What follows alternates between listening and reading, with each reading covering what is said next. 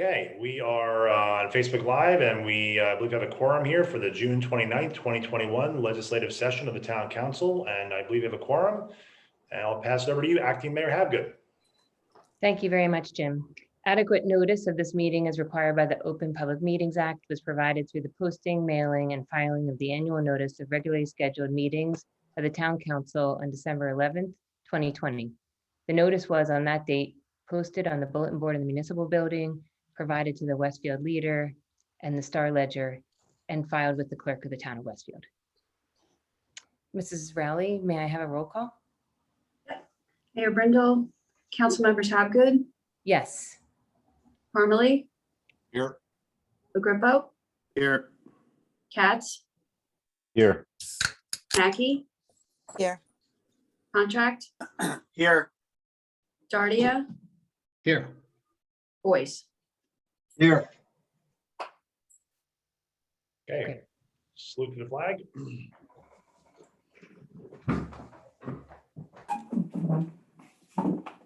Pledge allegiance. I pledge allegiance to the flag of the United States of America, and to the republic Republic, for which it stands, one nation, under God, indivisible, with liberty and justice for all.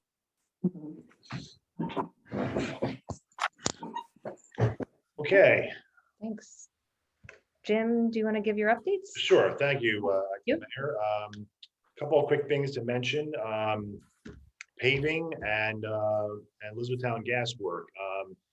If anyone's been down North Avenue or East Dudley, you know Elizabethtown Gas is doing a lot of work, a lot of detours. This is, if you remember earlier in the year, this was a project that starts on North Avenue, goes all the way down East Dudley through other parts of town into Kenilworth. So it's a long project, but as we've talked about, all the work they're doing will result in newly paved roads for us, newly striped roads when it's finished, and we're getting infrastructure improvements as it goes along. So, but yes, that started on Dudley and North. They're proceeding actually rather quickly every day. I'm surprised at how they've gone pretty quick. In reference to paving, 13 roads have been paved and finished, and I think the striping should be almost finished. The last two that were paved this last week, Lawrence, the section of Lawrence and Roanoke, and the contractor for Elizabethtown Gas is going back out to do the restriping of crosswalks and stop bars, etc. So the next area that Elizabethtown Gas will be focused on for paving, now that their gas main replacement work is done, is the Oak Avenue Sherwood Parkway area. And as we mentioned before, as they finish up gas main work in different parts of town, they'll then follow up with the paving crews. I know they're also waiting for, I think, 2 or 3 homeowners in the Paulstead, Cumberland area to finish up, and then they'll be going to that after they do Oak and Sherwood area. So they are methodically working through, but 13 roads have been done, and we believe they'll be at the Oak Avenue Sherwood Parkway area probably in the next few weeks. In addition to that, we have our own road projects contractor we hired. There was an initial pre-construction meeting, as we mentioned last time. We also mentioned that there was some delay in materials because of the pandemic, but good news is they have the materials in. Manhole covers manholes were the one that was really on hold up. They received them, I believe, earlier this week. So we'll be working with a new engineer who's going to have another pre-construction meeting with them Thursday. So he can actually meet and greet the people firsthand and be able to establish relationships and then establish a schedule for our paving. So we'll have more to share on that, but we expect the paving of our roads to start in the next couple of weeks. And we're also including our in-house engineering inspector, Chris Roth, in those meetings to make sure that he's on scene in addition to our engineer for those projects. And also on tonight's agenda, we have 2 resolutions, each one for awarding contracts for our 2 state aid jobs that we actually bid out. We received bids since our last meeting, and we'll be awarding those tonight, hopefully. And then engineer's office will be working with those contractors to finish those jobs and get those done this summer. One is Willow Grove Road, the entire length, and one is Prospect Street from Dudley to Brightwood. And both of those we hope to get done in July and August before school reopens, as they both border schools. So paving is, right now it's moving along, but it will ramp up considerably July, August, and beyond, both Elizabethtown Gas and town. So some more detours and disruptions, but overall infrastructure improvements all along the way. Estimated tax bills, the letters went out this week, late last week. A reminder to residents, what that means is these are estimated bills because the state's budget is not finalized and the county has not had an opportunity to certify the rate. So to keep cash flow coming in, we have to do the estimated bills by law. Due date is August 1st with a 10 calendar day grace period. And of course, just a reminder, taxes can be paid online if you choose to. On our website, on the tax collector's page, there's a link for that. But the building is open, and Henry would love nothing more to see you in the office as well. So if you want to come in and pay in person, that's fine too. And also street sweeping, townwide street sweeping starts July 6th. We do this every summer now, where we're just going to have a systematic approach.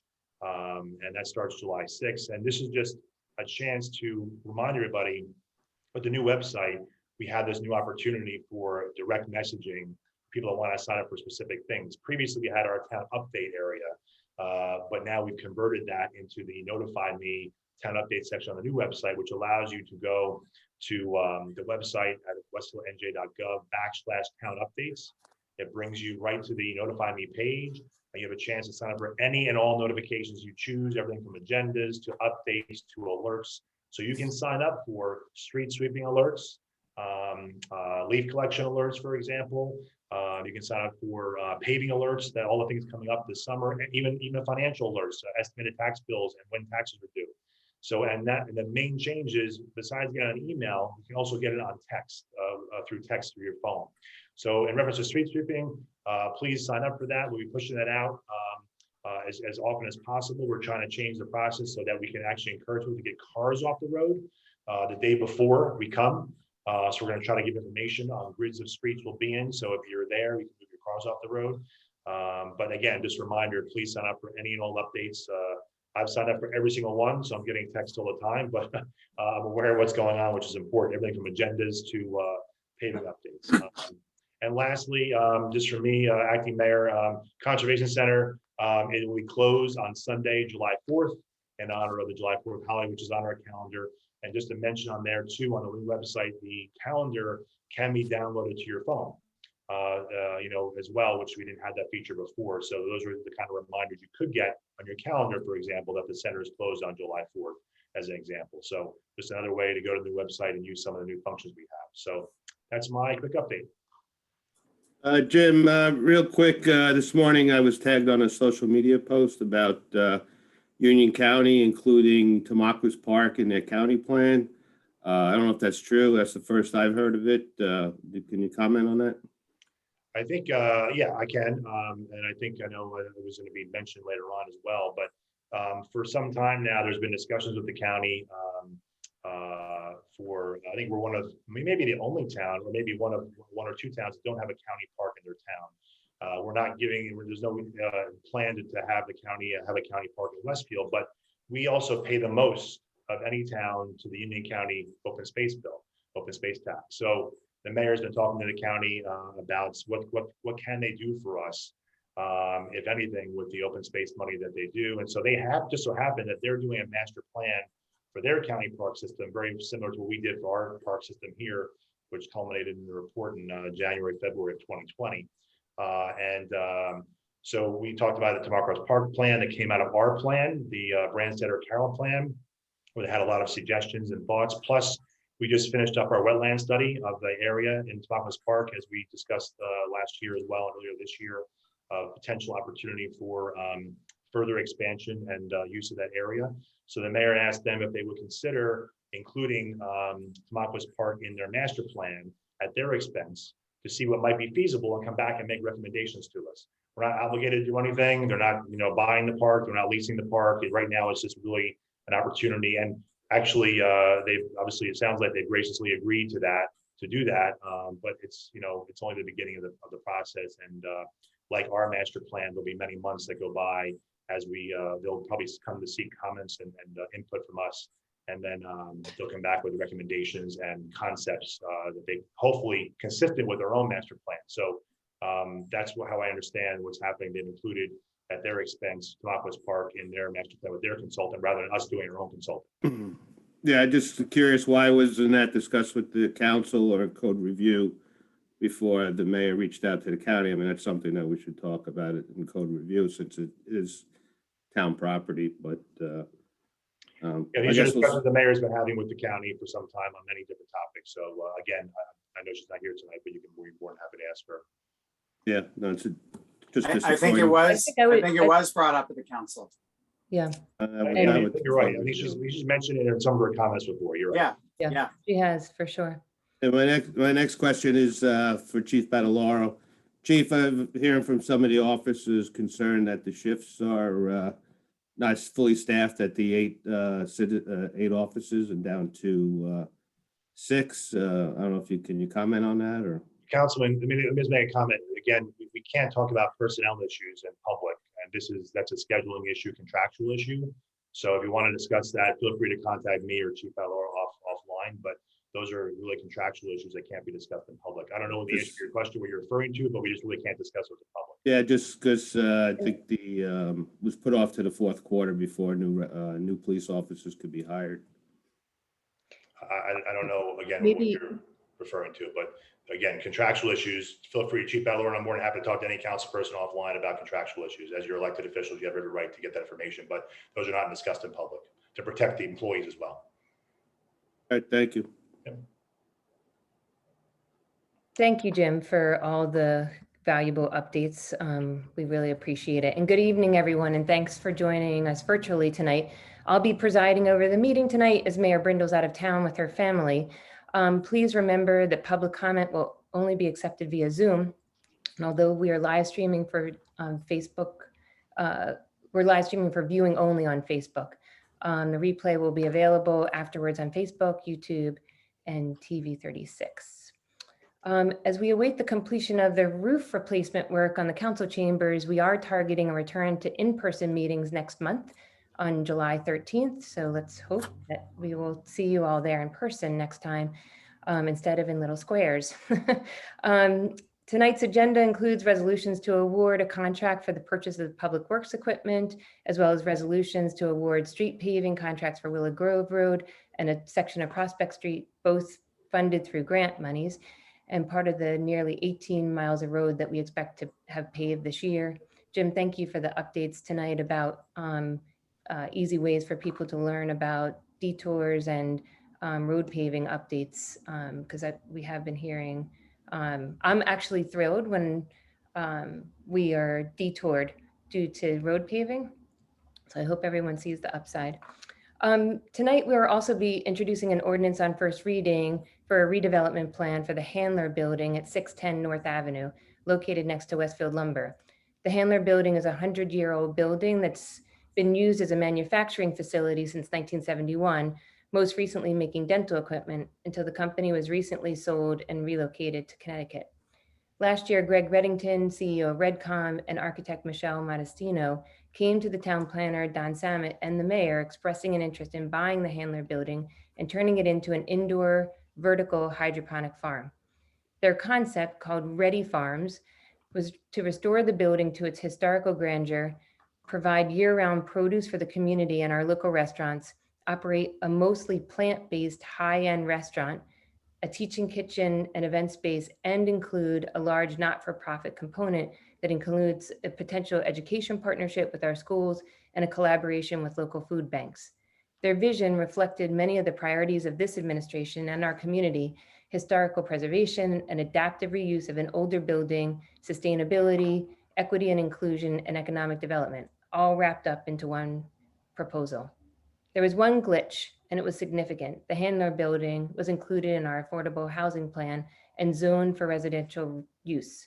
This meant that if the site didn't continue to operate as a manufacturing facility, the only development allowed was residential and at the maximum permitted density, a 27-unit residential apartment building that included 6 affordable housing units that could be built conforming with the current zoning.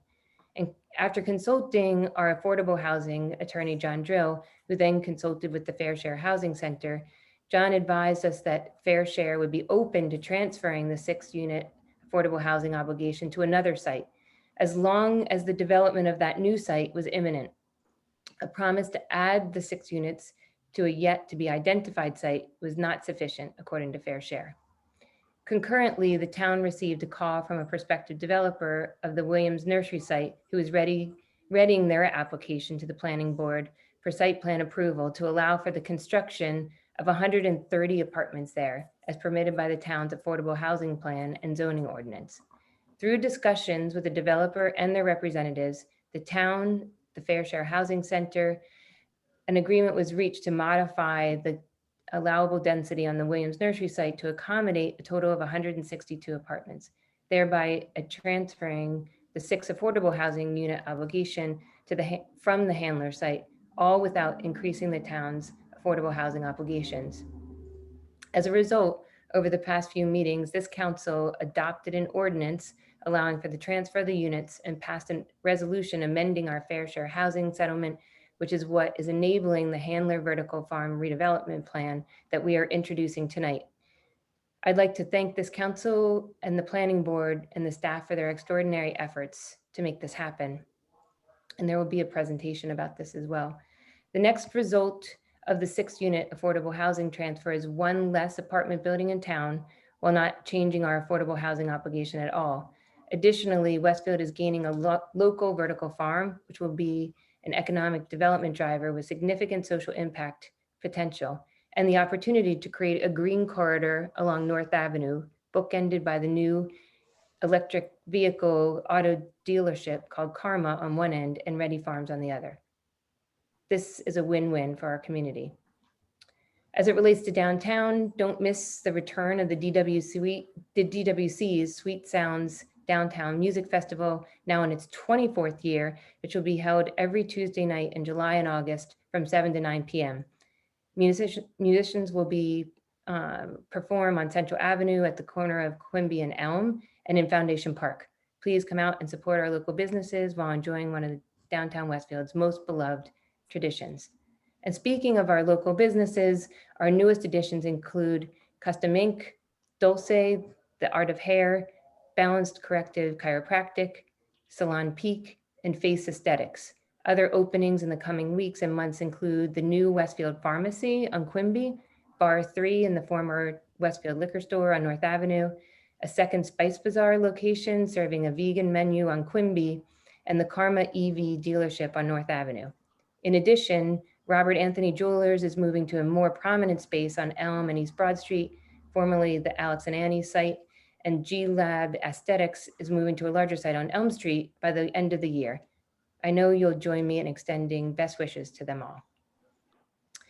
Next, I'd like to talk about the Edison School Fields projects. Thank you very much to the residents who have provided their feedback and suggestions and questions already on the proposed Edison School Multipurpose Fields project, which would add new turf multipurpose fields through an unprecedented partnership between the town and the Board of Education. As a reminder, we are in the very initial stages of this public input phase, which will continue over the next few months, beginning with the homes in the vicinity of Edison School, where outreach is well underway, and followed by broader public meetings on July 21st, September 1st, and September 20th at Edison School. Comments are also being welcomed via email at edisonfields@westfieldnj.gov. You can review the details and the frequently asked questions related to the proposal at westfieldnj.gov/Edison Fields Project. I'd also like to read tonight a proclamation honoring Chris Mcaloon, our town engineer, who joins us for his final town council meeting tonight before retiring. To say that Chris has played an instrumental role in the town's operations is an understatement. He has been responsible for planning, design, and construction of capital improvements for the town, including road improvements, right-of-way acquisition, storm water and utility system improvements, thoroughfare planning, and the management of development contract and easement releases. In addition, he's been in charge of curbside recycling program. He's sat on the planning board and also on the Tree Preservation Commission.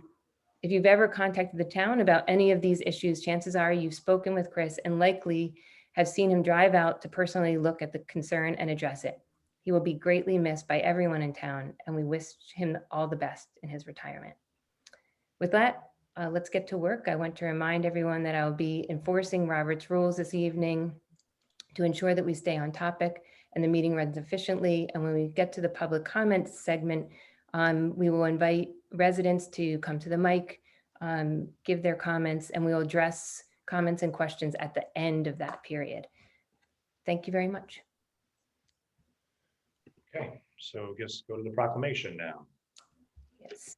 So I wish that we could be standing for this, Chris. It would seem a little more appropriate. But let me just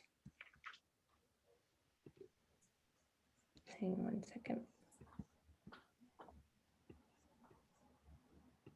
Chris, let me just say it's been a pleasure working with you for the past 10 years or so, and you'll be surely missed, and sad to see you go. Thank you, Mark. Yeah. And so the proclamation tonight in honor of our town engineer, Chris Mcaloon, whereas the role of the municipal engineer is so vital to the governance and welfare of the community that every municipality in the state of New Jersey is required to appoint one in accordance with state law. And whereas the municipal engineers combine their knowledge of science, mathematics, and economics and employ their analytical skills for the betterment of the community and to ensure the health, safety, and welfare of the public at large. And whereas in accordance with the code of the town of Westfield, the municipal engineer holds the title and office of town engineer. And whereas Chris Mcaloon, a state licensed professional engineer formerly employed by the New Jersey Turnpike Authority, joined the town's professional staff on June 26, 2000. As the assistant town engineer and effective January 1st, 2009 was first appointed town engineer by the town council. And whereas after dedicating most of his professional life to public service, Mr. Mcaloon has announced his retirement after 21 years of service to the town of Westfield.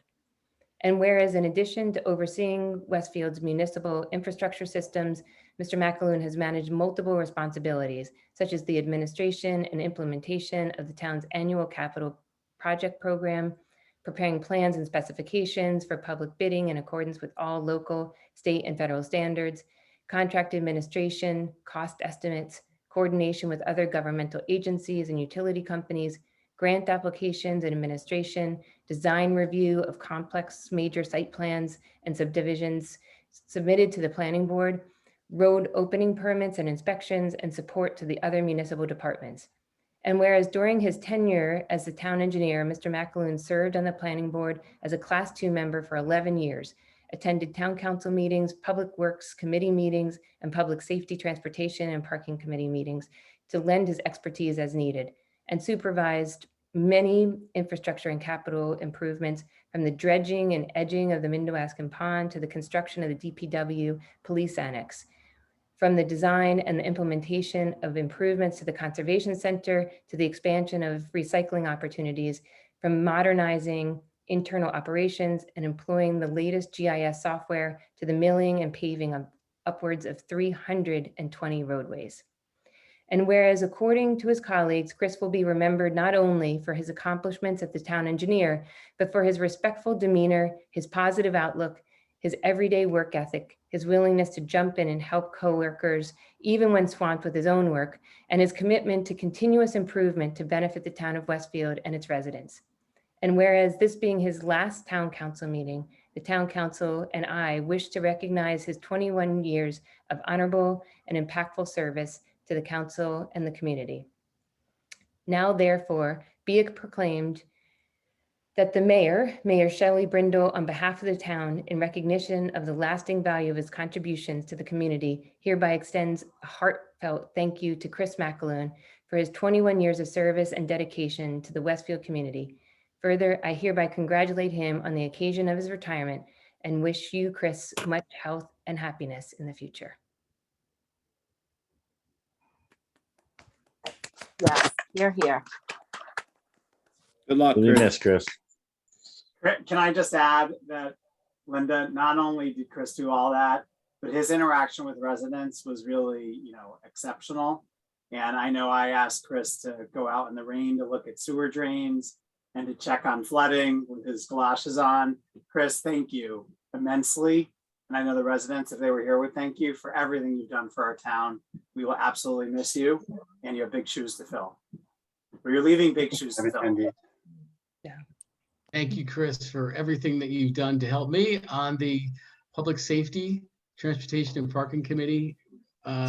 So just incredibly grateful for all of your help.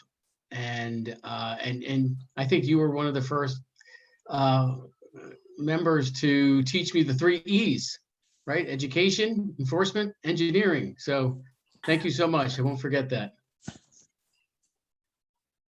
Yeah, Chris, Thank I'm gonna jump onto the fray as well. I mean, I only met you only about 1.5 years ago, but I've really appreciated all the time that we've spent together. You always happen to laugh at my dumb jokes that I make during the committee meetings.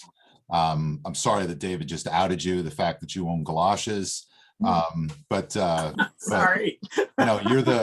You really are, the actual in-person face of Westfield, and I couldn't have asked for a better person. I couldn't imagine a better person to be able to interact with the public and represent the town as you've done over all these years. So it's been great knowing you for just this short period of time. I really do appreciate, having been elected now, all the work that you actually do and all the work that it takes to get the things done that you're able to get done.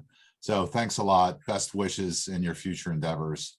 And, look for the Mcaloon signal up in the clouds down in wherever you end up, just in case we need you to parachute back in case of emergency. Yeah, Chris, again, we met 12 years ago on the planning board. I was new to local ordinances, and you stepped up and helped me at the time. I remember, I don't know if you remember, but it's good times over the years, and hopefully keep in touch, and best of luck to you and your family. Great. Well, Thank Just you. not- I'm just gonna finish off, Chris. I just want to wish you the best. You really, really earned this retirement. You earned every minute of it. And I'm really gonna miss you. You're always such a great sport in those long committee meetings. So I thank you, and I wish you a very happy next chapter. Thank you. Yeah, I'm just going to add a couple of words.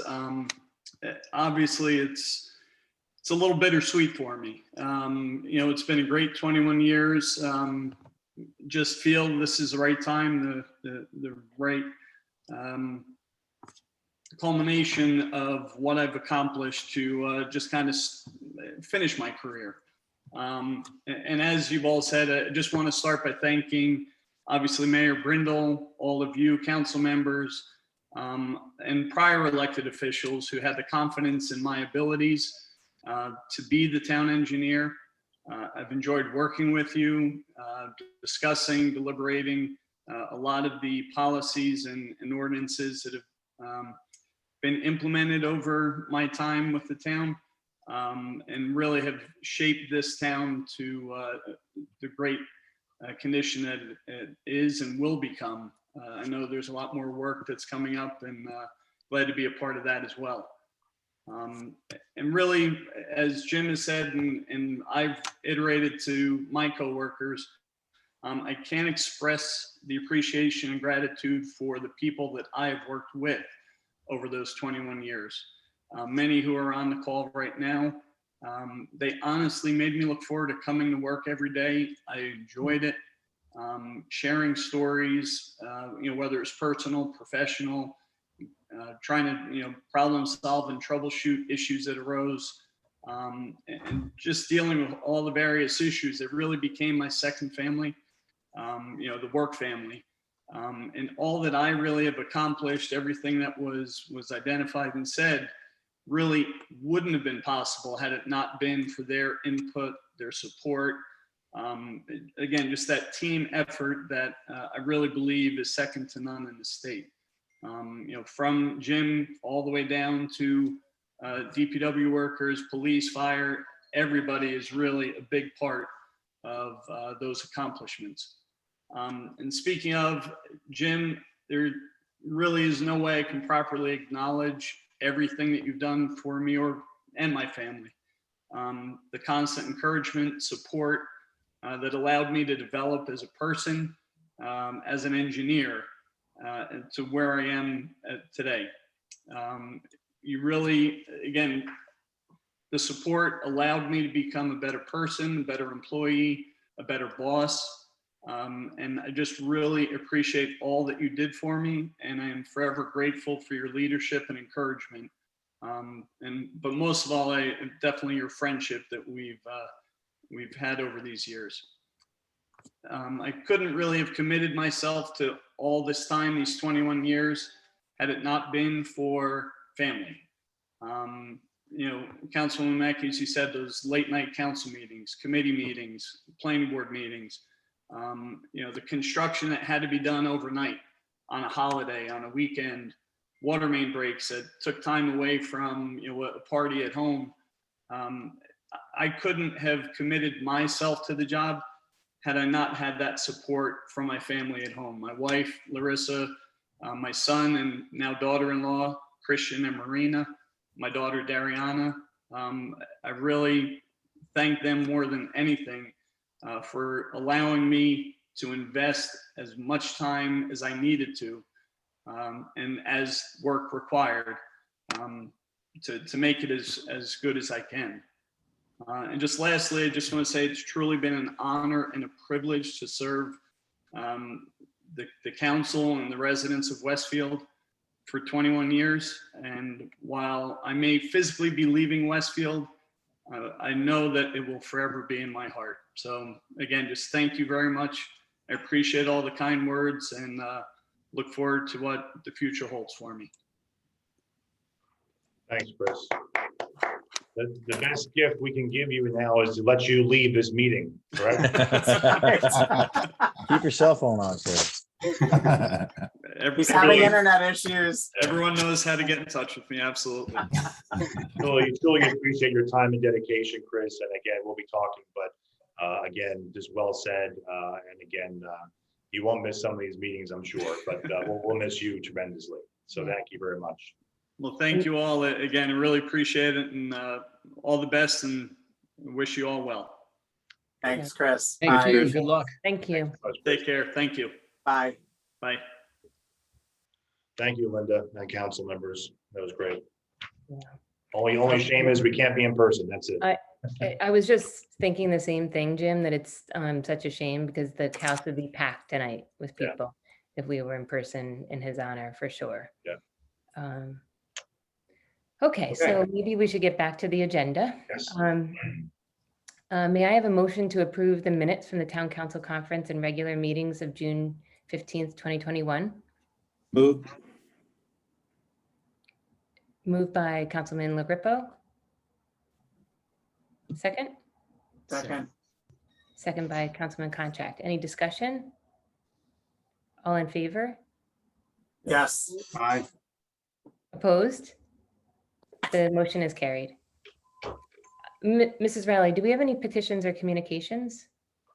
No, acting mayor, we do not. Okay, so now it's time for open discussion by citizens. Please virtually raise your hand to make your comment on any subject in which the council has jurisdiction, and be sure to state your name and address for the record. I'll just remind everyone what I mentioned a couple of minutes ago, that we will invite people to the mic, and we will take notes on topics that are raised, and then I and other members of the council and perhaps Jim Gilday will provide feedback or answers to questions at the end. So thank you all for coming. Mayor, I just wanted to chime in. It's up to you. There's no right way to do it. You want to have the presentation before the public session in case there's questions on that? Yes, that probably does make sense. Just in case. So why don't we do that, and then we'll go back to the discussion. Sure, and I guess it's Chris Colley and Phil Abramson. You guys went off camera, forgot about you for a minute. We're here. All right, why don't you guys go ahead? Okay, terrific. Thank you. Thanks for having us this evening, members of the council, members of the public. My name is Chris Colley. I'm a planner with the firm Topology. We are the redevelopment planners for the town of Westfield.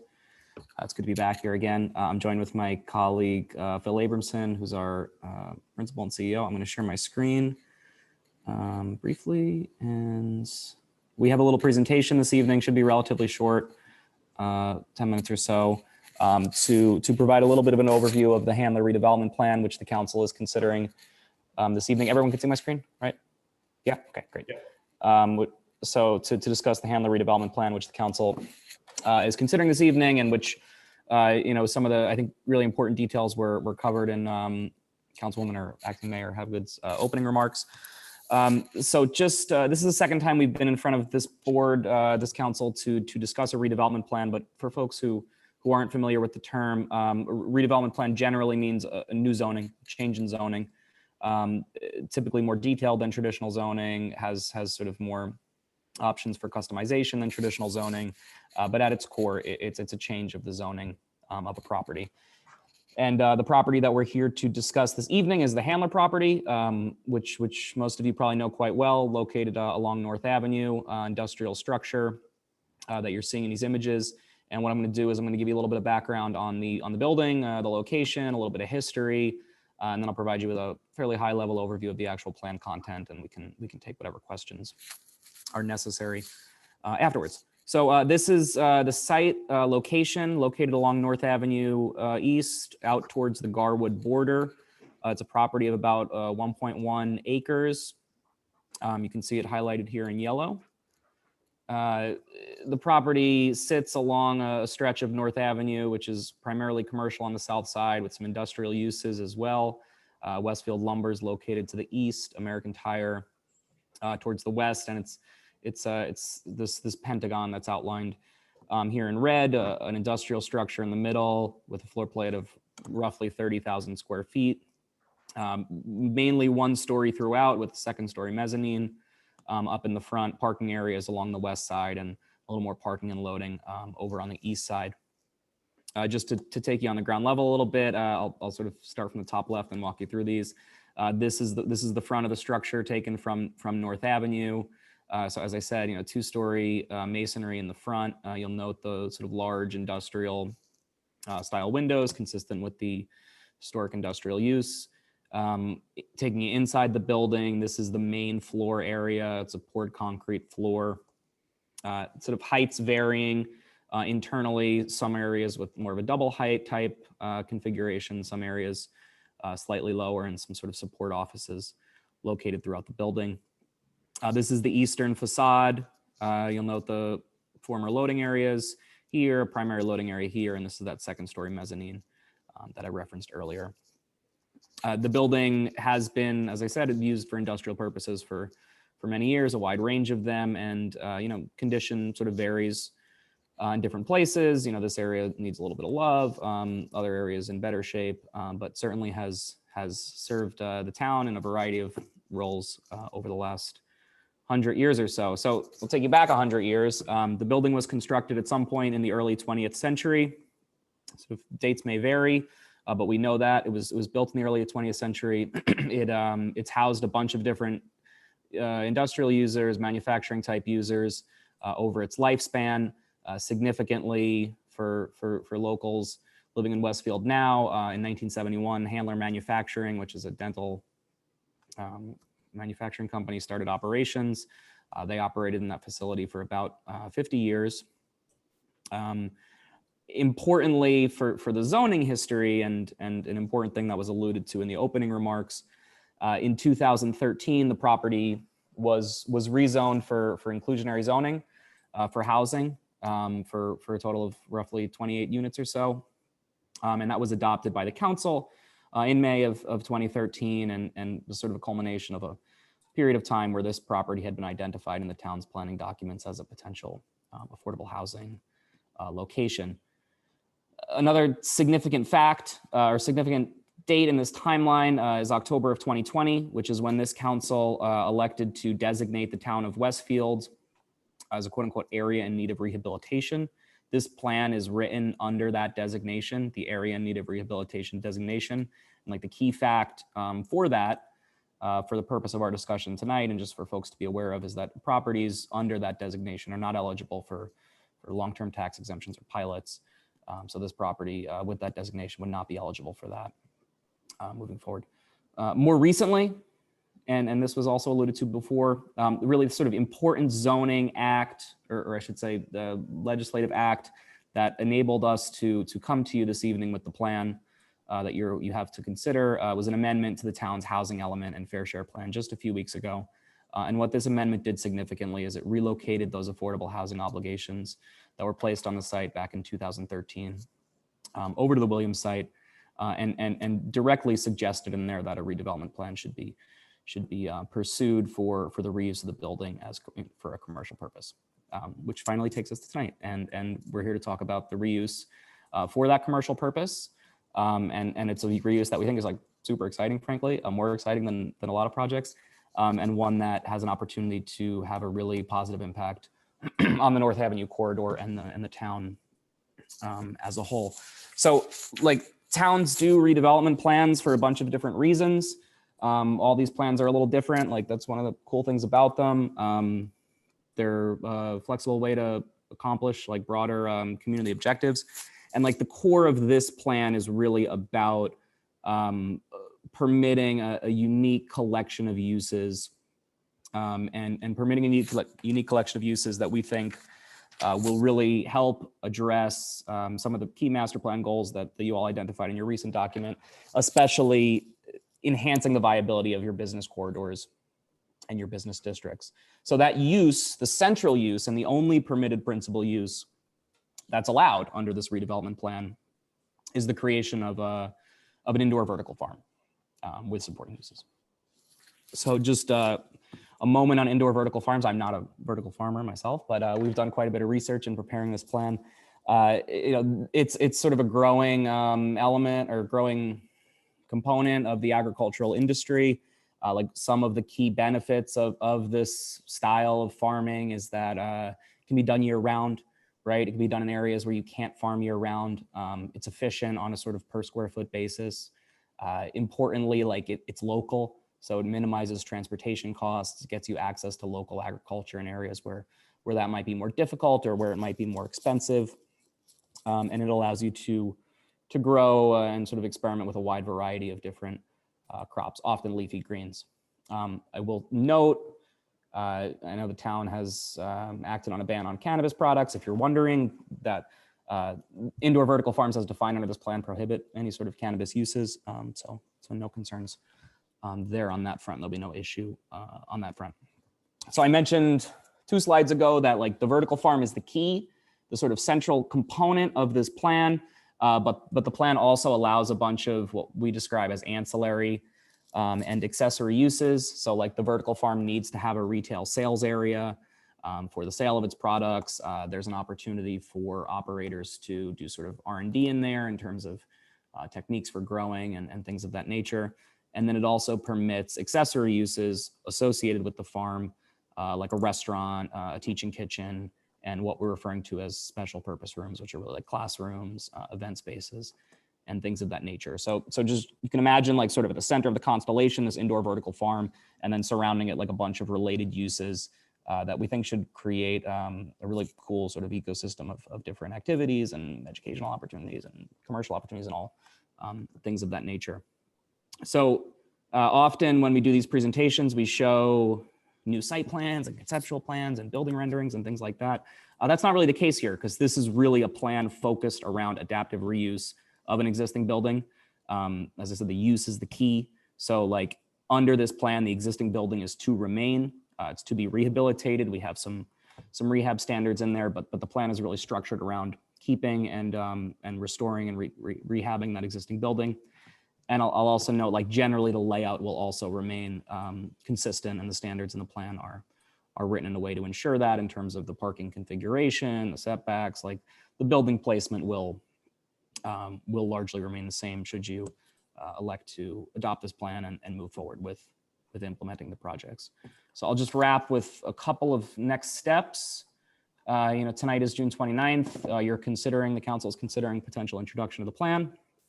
Should you choose to introduce it, it would move to the planning board. Well, they'll do a review of consistency with the master plan.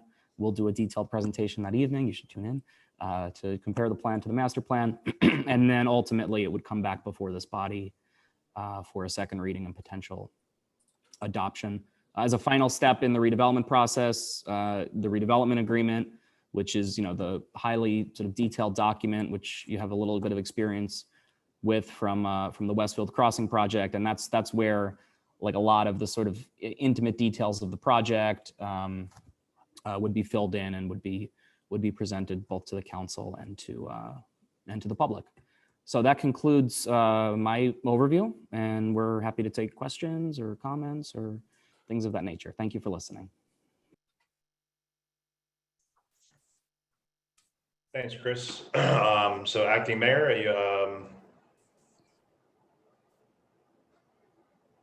everyone's on mute.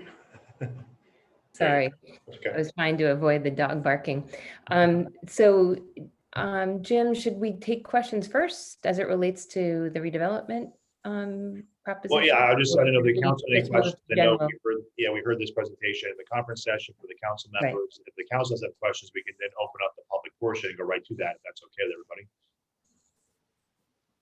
Everyone's okay with that, okay? Yeah, I think that makes All right, sense. so, and then again, the open public portion is for any topic, not just this topic, but you can ask questions on this. And again, as the councilman and acting mayor said, if we have an answer, we can provide it after the fact.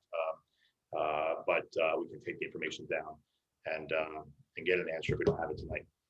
So public portion, anyone want to be heard, feel free to raise your hand virtually.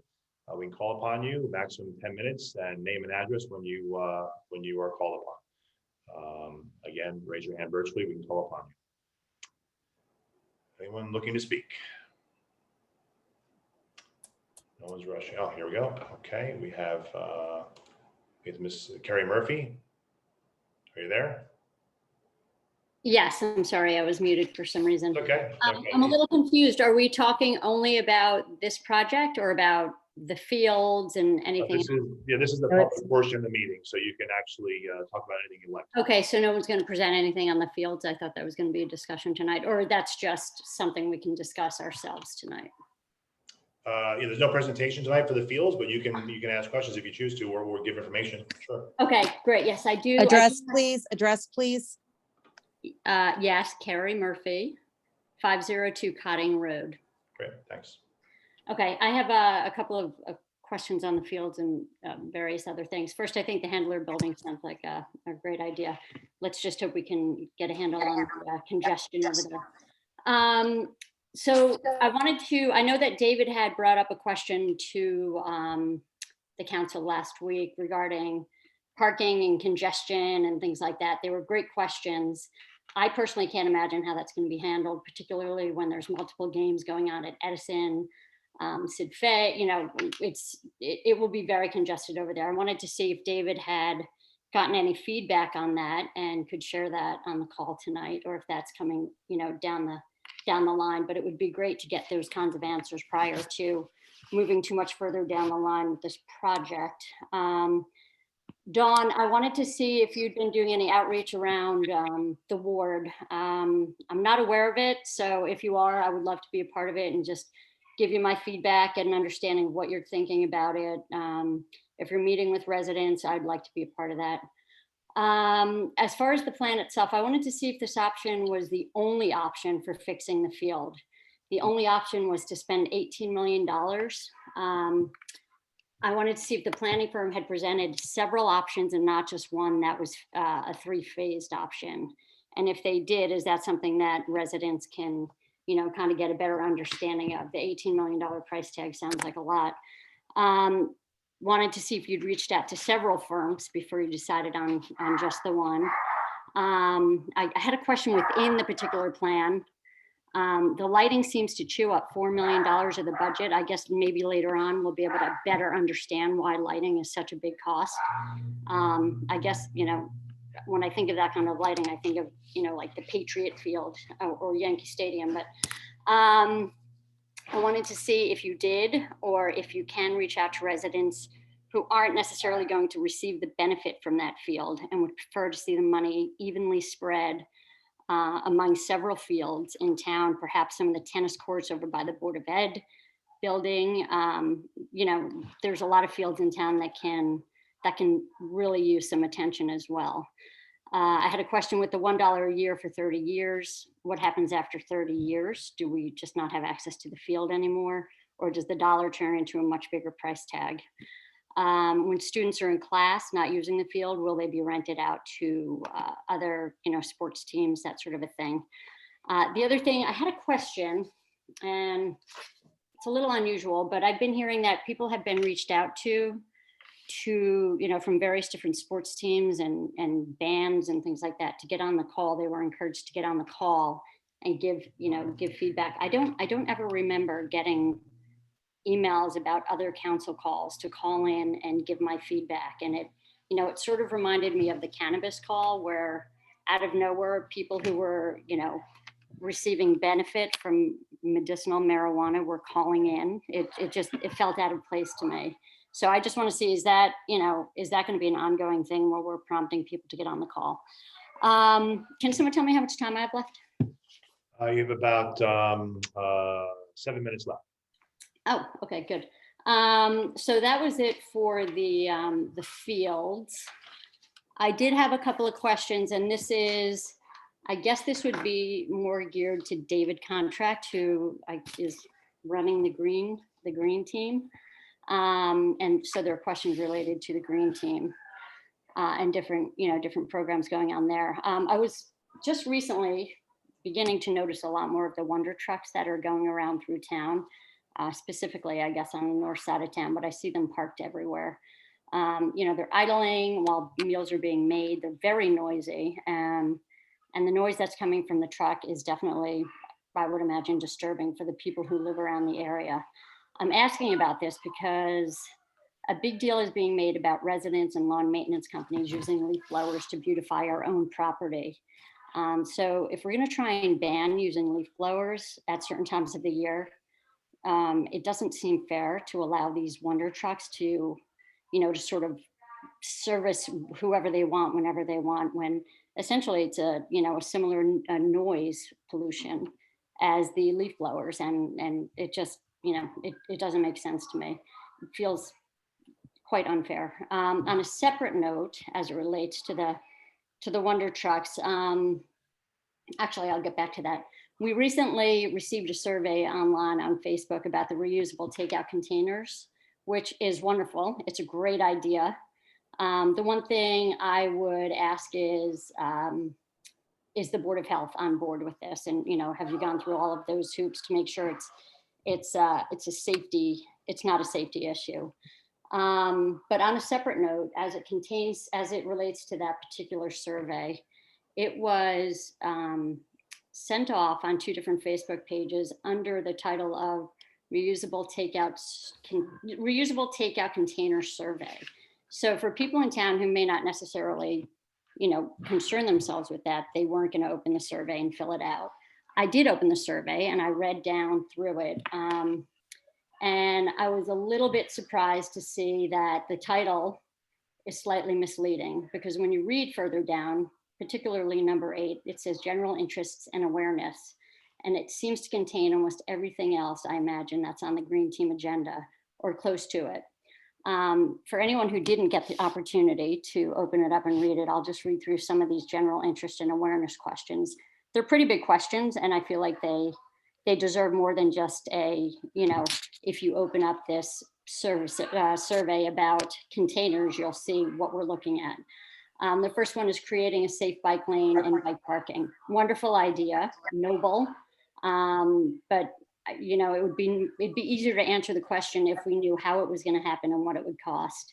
Building a community garden, same thing, easy to answer the questions if we knew how and what it would cost. Preserving our parks from invasive plants and animal species, don't know what that would cost or how you would go about doing it. Hard to answer the question. That's pretty basic for all the things I'm pointing out. Rationalizing trash collection process. I have no idea what that means. To be able to spell that out a little bit better for people filling out the survey so we can answer it. And what's it going to cost us? Developing and implementing a plan to mitigate and adapt to climate change. That's a huge topic, certainly worthy of a big town discussion. And it's an important discussion, but it shouldn't be, hidden in this survey where a lot of people probably aren't opening it. Creating additional opportunities to reduce waste and recycle, protecting the environment during redevelopment and park improvement projects. Not sure what that means. Creating more frequent free markets, that's all well and good. Addressing localized stormwater runoff with green infrastructure like gardens or, porous pavement. And, I'm thinking to that, the rock garden that was put in at Tamaquis. I feel like that is doing what that particular line item said, which is great. But if Tamaquis was renovated, I'm pretty sure that the drainage would have been fixed and we wouldn't have that problem. But anyway, it just feels like it's a huge topic. All these things are huge topics. It was hidden under a title of reusable plastic containers. And my experience from hearing about surveys in town is that the survey goes out and then, from here on in, when people fill out the survey, it's like the holy grail for whatever happens down the line. The green team will look at the survey and say, well, we sent out a survey and, nobody really responded to it. Or, these were the responses we got. So, we're going for that. But so I would hope, and I would,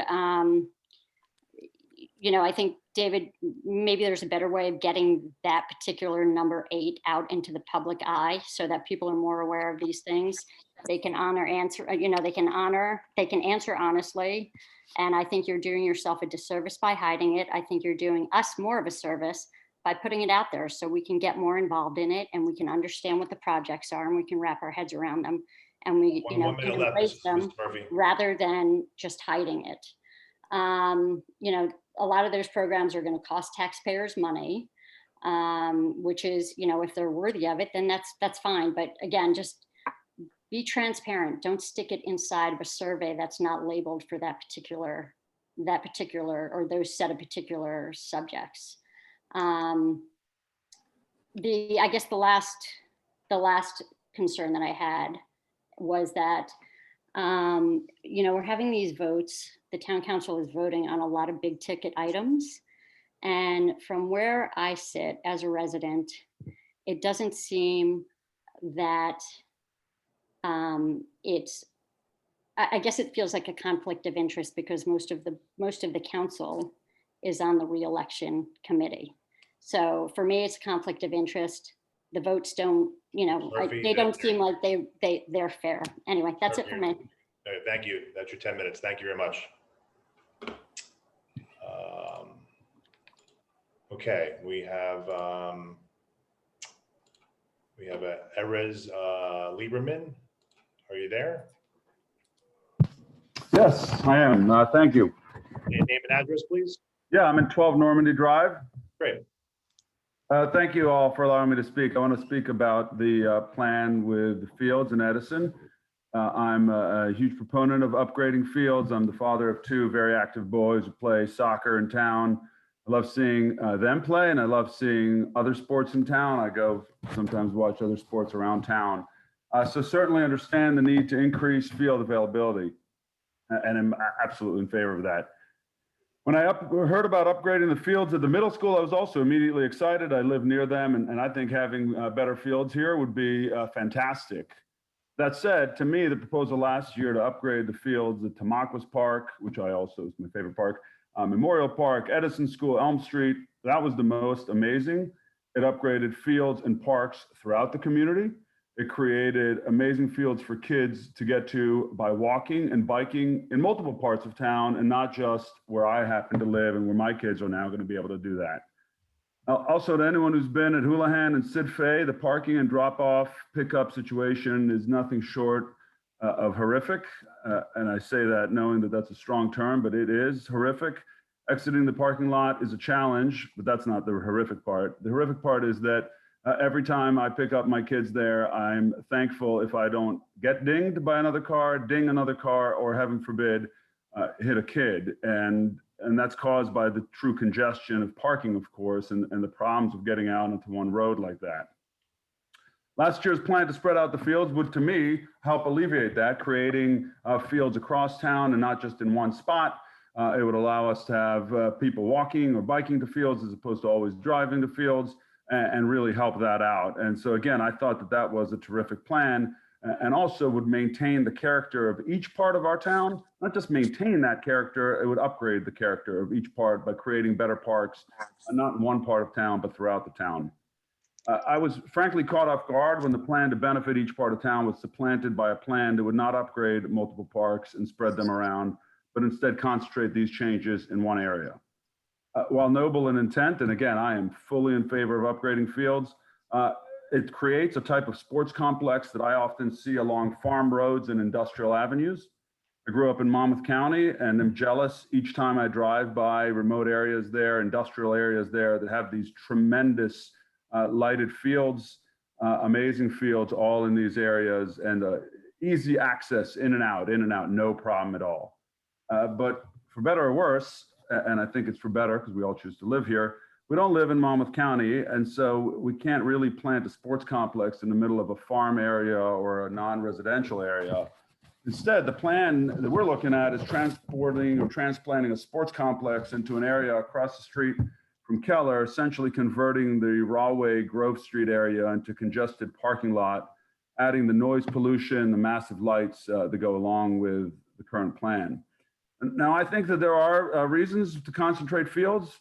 For example, if there's access to tremendous shared parking, and then you can save on creating more lots, or if there's otherwise a huge savings of money, or it's an area where you're bringing actually positive new traffic to where you want to bring new traffic to, maybe like those farm areas or the industrial areas that I'm talking about in the Monmouth County area. But I am very perplexed here by an idea to concentrate the fields where there's no parking to handle the people, and the parking effects are actually worse. So concentrating fields doesn't make sense in that regard. It changes the character of a neighborhood as opposed to enhancing the character of that neighborhood, where the prior plan, which spread that out, I think would really enhance parks throughout the town. And then we do this and it doesn't even save us the money that I think concentration could do. It instead costs much more without upgrading the additional parks. So those are some of my main concerns. I also, and I've been looking into it, especially as I've talked to friends who's essentially back up right onto this and share the creek with the park. My sons are goalies, especially my older son. He's a goalie. He dives into turf all the time. We have looked into the carcinogen nature of turf, and luckily it does not seem to have a high enough concentration. It's such that diving into it would cause cancer, or heaven forbid, none of us would let our kids play on that. But it is, to my understanding, undoubtedly a carcinogen. It's just that the concentration is low enough so that people say it's fine, and I agree with that.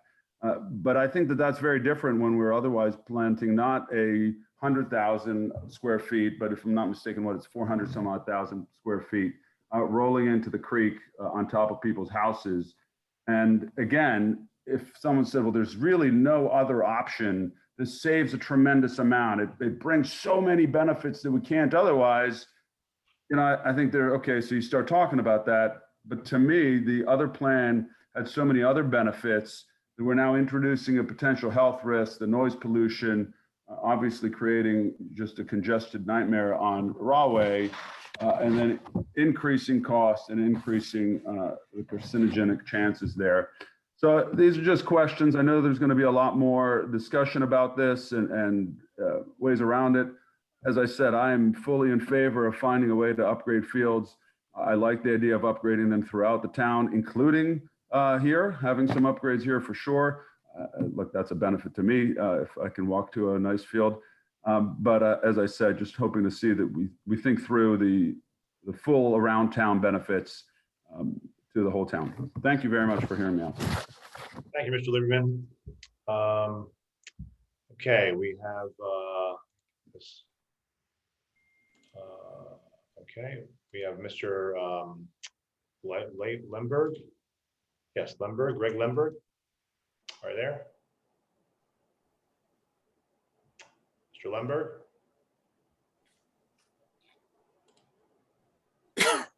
He's on. Mute. Yep, you're on. Oh, there you Yep, sorry, I didn't see the mute button. go. It's okay. Your name and Yeah. address, please. Yep, so Greg Lemberg, 528 Grove Street. I'm also calling in reference to the Edison Field project. I would echo most of what the previous caller said. I've lived on Grove Street for 23 years. I watched Keller go from grass to turf. and the significant increase in activity that took place during that time, the traffic, the noise, and all that other stuff that was just discussed. Putting another, 3 fields across the street and throwing in lights just for good measure, I think is really placing an immense burden on this neighborhood, one that anyone who doesn't live here already and experience the issues with Keller for any, even medium-sized event, let alone big ones like graduations or county track meets or things like that. You can't begin to understand the current situation, let alone what this extra field complex is going to bring. I would go maybe a few steps further and really challenge the need for lit fields in residential neighborhoods. And I realize that's a big statement because most fields in town are residing in residential neighborhoods. But again, we lived through the temporary lighting program that the WSA ran on Keller several years ago for a couple of years. And having noise like athletic events after dark in residential neighborhoods is just very disruptive. It's completely unnatural. It breaks the peace and quiet of the neighborhood. And I really question the need. And I'm not just talking about here. Most of the plans, most of the fields that were talked about in the plan that was presented by the Parks Department last year included lighting that would be up against residential neighborhoods. And I'm not just talking about our neighborhood, I'm talking about all neighborhoods. It's really not, in my view, appropriate to have those. And I know there's all sorts of reasons for them, but I also know in whatever residential neighborhood they might go, there's an equal number of reasons not to have them. And I think the final comment, I know there's other issues, but the other one that I would want to discuss is it seemed as though only turfing was considered in the parks plan, and as opposed to upgrading grass fields on more than just the 4 fields, I believe it was 4 that were talked about for turf. My kids, grew up here. They played sports here, and they played sports in college, and at a competitive level, such that we traveled kind of all over the place for tournaments and whatnot. And the vast majority of fields that they played on for college level events were grass fields. They were properly designed. They were well drained. They had the right kind of grass and the right kind of substrate, and they were able to withstand the kind of activities that these tournament events would bring. And that did not seem to be part of the thought process based on what came out of the parks plan. And it just seems as though that would be a missed opportunity, because we're a town that likes to pursue green opportunities, and yet instead we're talking about taking the few patches of green that we have left in town, putting turf on them, along with the carcinogenic concerns that the last caller mentioned. So those are sort of the top of my list. The list goes longer, but I'm not going to take up any more time. But I really do think that we need to hit the pause button on this whole plan and rethink it. Great, thanks, Mr. Lemberg. Sure. Okay, we have Joycey. Is that, are you there? Yes, I am here. Can you hear me? Yes, name and address, please. Joycey Vartukian, 9 Doris Parkway here in Westfield. Go ahead. I too am, and thank you very much for this opportunity to speak. I also am calling about the Edison Fields turf project. Quite honestly, I felt very blindsided by this whole proposal. And I just think it needs to be rethought. So first of all, lights, especially stadium lights, they don't belong in residential neighborhoods. They belong in stadiums. Our neighborhood is already burdened with overflow parking and traffic whenever there's an event at Keeler or at the Edison Intermediate School. And my understanding is this proposal doesn't even offer any new parking. So how would you address what would surely be a traffic parking nightmare? And it's going to be at all hours if you have stadium lights. It's unbelievable to me. This is a safety concern. And, you know, it's a safety concern for children walking, for the children who are playing in the fields. I'm quite frankly surprised that nobody's really addressed that. So I understand the need for the town to stay competitive regarding its sports offerings. Absolutely, we need to do that to be competitive with the surrounding towns. But why does this location have to become a concentration of so many fields rather than upgrading and developing all the fields that already exist throughout Westfield? It just doesn't make any sense to me. I haven't even talked about the price tag, especially knowing that there was a proposal a few years ago to use Tamaqua, and that would have been in a non-residential area, and it would have been a third of the price tag. So I really think this needs to be discussed further. So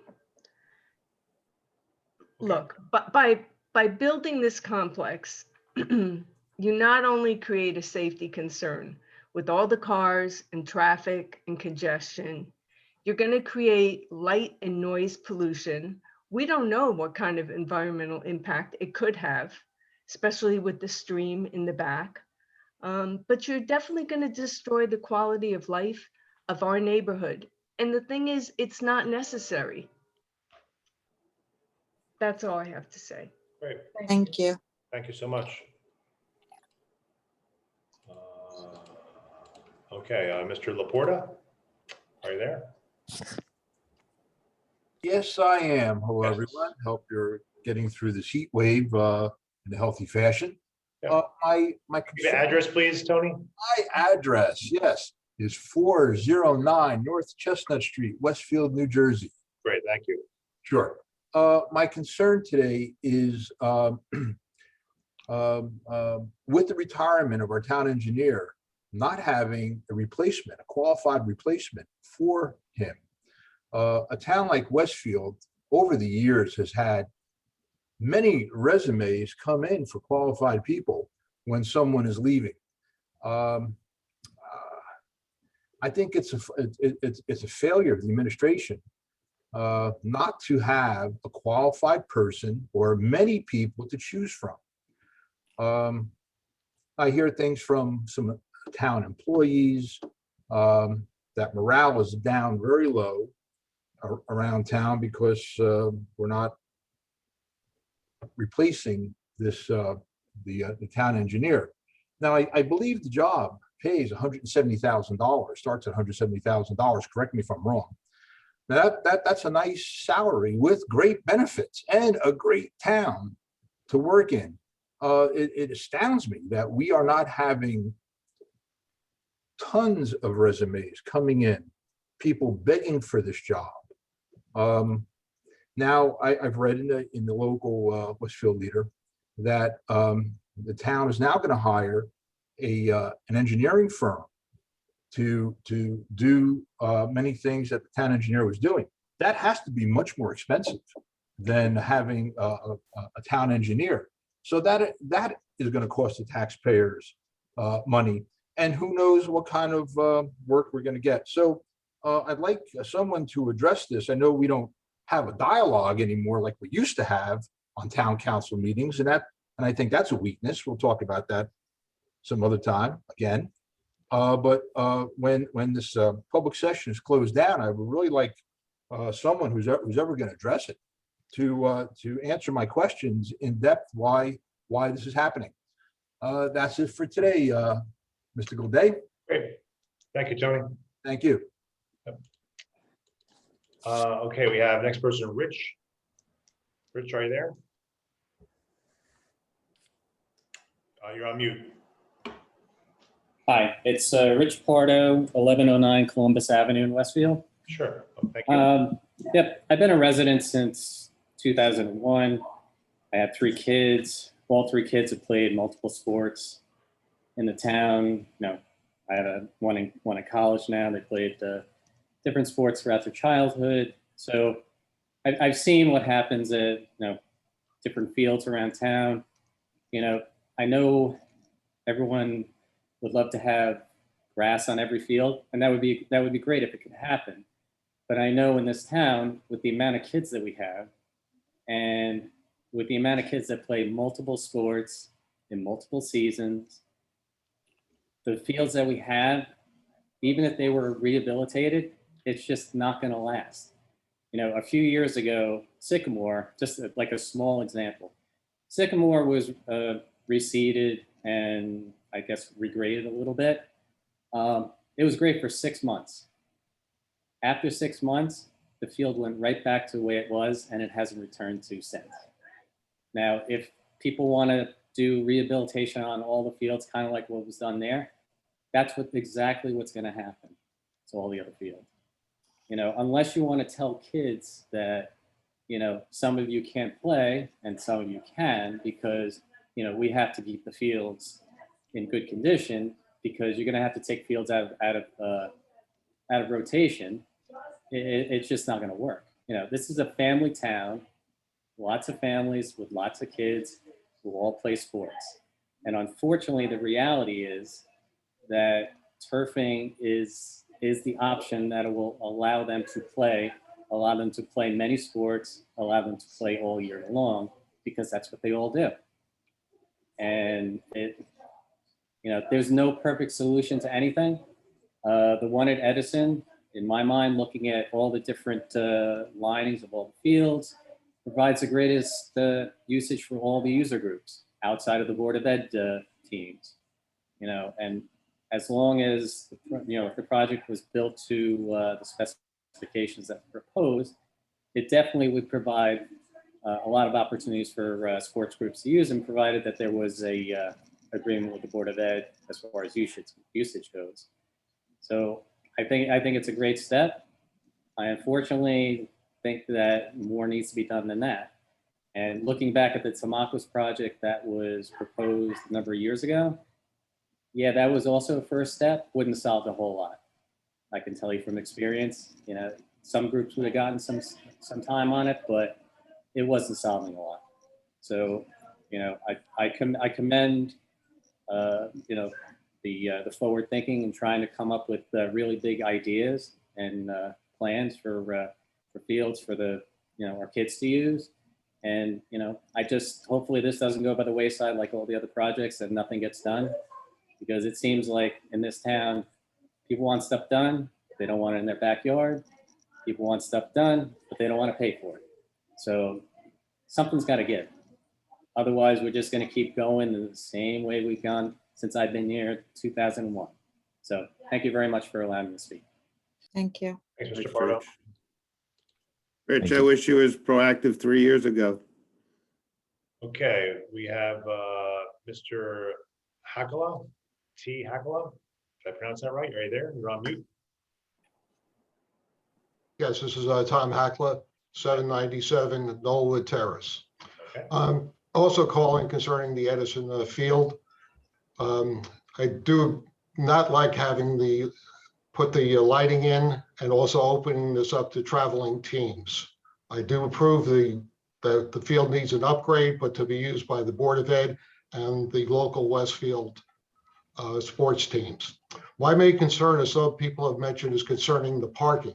Not only the parking off of Rawway Avenue where the school is, but on Knollwood Terrace. There is a cut through that is currently used every day during the school season by the students in our area that goes from Knollwood to the back of Edison School. And during the graduation ceremony on Keller Field, there were quite a number of cars parked in front of my house and down the road. Again, only temporarily, that people used the crossing over to get into Keller Field through Edison. So later on, if people find out that the sports field can be also accessed off of Knollwood through this public walkway, which is off a private driveway, they're just going to start parking up on Knollwood and so, on that. So that's my main concern on that. So that's all I really have to say is not only the parking at the school, but on Knollwood Terrace that has the cut through onto the Edison Field. Great. Thank you, Mr. Hogla. Thank you. We have Jen Gilman. Are you there, Jen? Yes, can you hear me? Yes. Jennifer Gilman, 1750 Florida Street. I am commenting, just thanking the town council and the Board of Ed for working together to come to the letter of intent agreement at the last council meeting. I also would like to thank the public. So as chairwoman of the Recreation Commission, I want to thank everyone who has expressed any input to date, and we look forward to continuing to hear from everybody. This is just the beginning of the process, as everyone has said, and we have an exciting opportunity here to partner with the Board of Ed to solve part of this problem of very limited field space in town. So thank you for that. Thank you, Ms. Gilman. Anyone else like to be heard tonight? Please raise. We have yes, Mr. Smith, Sean Smith. Are you there? Yes, thank you. Sean Smith, 605 Westfield Avenue. I'm also speaking tonight a little bit about the Edison project. I spoke at the last meeting when it was first presented, and I was pleasantly surprised to see that we're actually doing something, but I am cautiously, I will say I'm pessimistically optimistic in my hope that this actually happens, because in 2012, the Board of Ed tried to turf a part of the field at the Westfield High School and the voters voted it down. In 2018, Tamacus was moving forward, or 2017, Tamacus was moving forward, and the voters effectively voted it down because it became a political issue in that election. And now we have an election that's coming up, and we have a new issue trying to turf another field at the same time that the town is trying to come up with a creative way to finance it so it doesn't cost us taxpayers money out of our actual pockets, but rather a developer down on South Avenue contributing through pilots. And well, I'd like to echo some of what Mr. Pardo stated, which is our fields are bad. We are driving our children to play sports in other towns. They're wearing the Westfield banner, but soccer's playing in Garwood and in Edison, and lacrosse is playing in Scotch Plains, and the baseball fields are being maintained, but they're paying for it out of their own pockets by having its members bond the field so that they can do that. And while this is happening, we have a political process, which is part of the US, where we're going to fight and politicize whether light technology that existed 30 years ago is going to create light pollution 3 streets over, when the reality is the education about that light pollution shows that that light pollution is non-existent. We've got lights in every town in the state of New Jersey. And when you talk to people who live in those towns, they're happy and thankful that they have those facilities for their children, because their children get to wear the Summit banner and play in Summit. We have 4,000 youth members of soccer and lacrosse alone, all wearing Westfield across their chest, all being forced to have home games not in Westfield, because we don't have Board of Ed fields that are playable. We have refs that stop games and don't allow games to happen, which is why we've moved out of town. And that's not acceptable. And how do we know it's not acceptable? When the town did its master plan for the parks the overwhelming majority of people came forward and said, we have to fix our outdated infrastructure in our parks. Well, we've got something identified here. And the speakers that are coming forward and criticizing the board or the council for moving forward with a part of that plan haven't taken the time to read the 521 pages of that plan that included Edison and turfing Edison and putting lights on Edison. And that plan was adopted and approved 2 years ago. So council, as I said 2 weeks ago, we're in support of the turf field. We're in support of the lights. Your voters are in support of that. Move forward with it, but you have to do it in a way that protects it if the election does not go in favor of this current administration. Because if it doesn't, we will be in the exact same place we were in 2012, 2018, and unfortunately in the fall of 2021. And that's with unsafe fields for our children. Thank you. Okay, thanks, Mr. Smith. Yeah. Okay, we have Matt Wilson. Matt, are you there? You're on. There you go. Hi, Matt Wilson, 13 Normandy Drive. Thank you very much for allowing me to speak and talk to you tonight about the Edison Fields project. The proposals to build a number of turf fields behind the school, 400,000 square feet. I definitely think that there's the number of fields and the amount of turf that's required just seems to be a bit much. You know, when we go to visit complexes, sports complexes that are built for this purpose, most of them don't have all turf fields. There are mostly grass fields that are maintained and maintained well. They have proper drainage. And when you turf all of these fields, where is the drainage going to go? It's going to go into all of the neighboring houses, but it's not just going to go into the neighboring houses and the creek. It's going to expand beyond the neighboring houses as well. So that definitely needs to get looked into. I've got kids in sports too, so I'm certainly understand the crunch to get fields and make sure that we maintain them properly.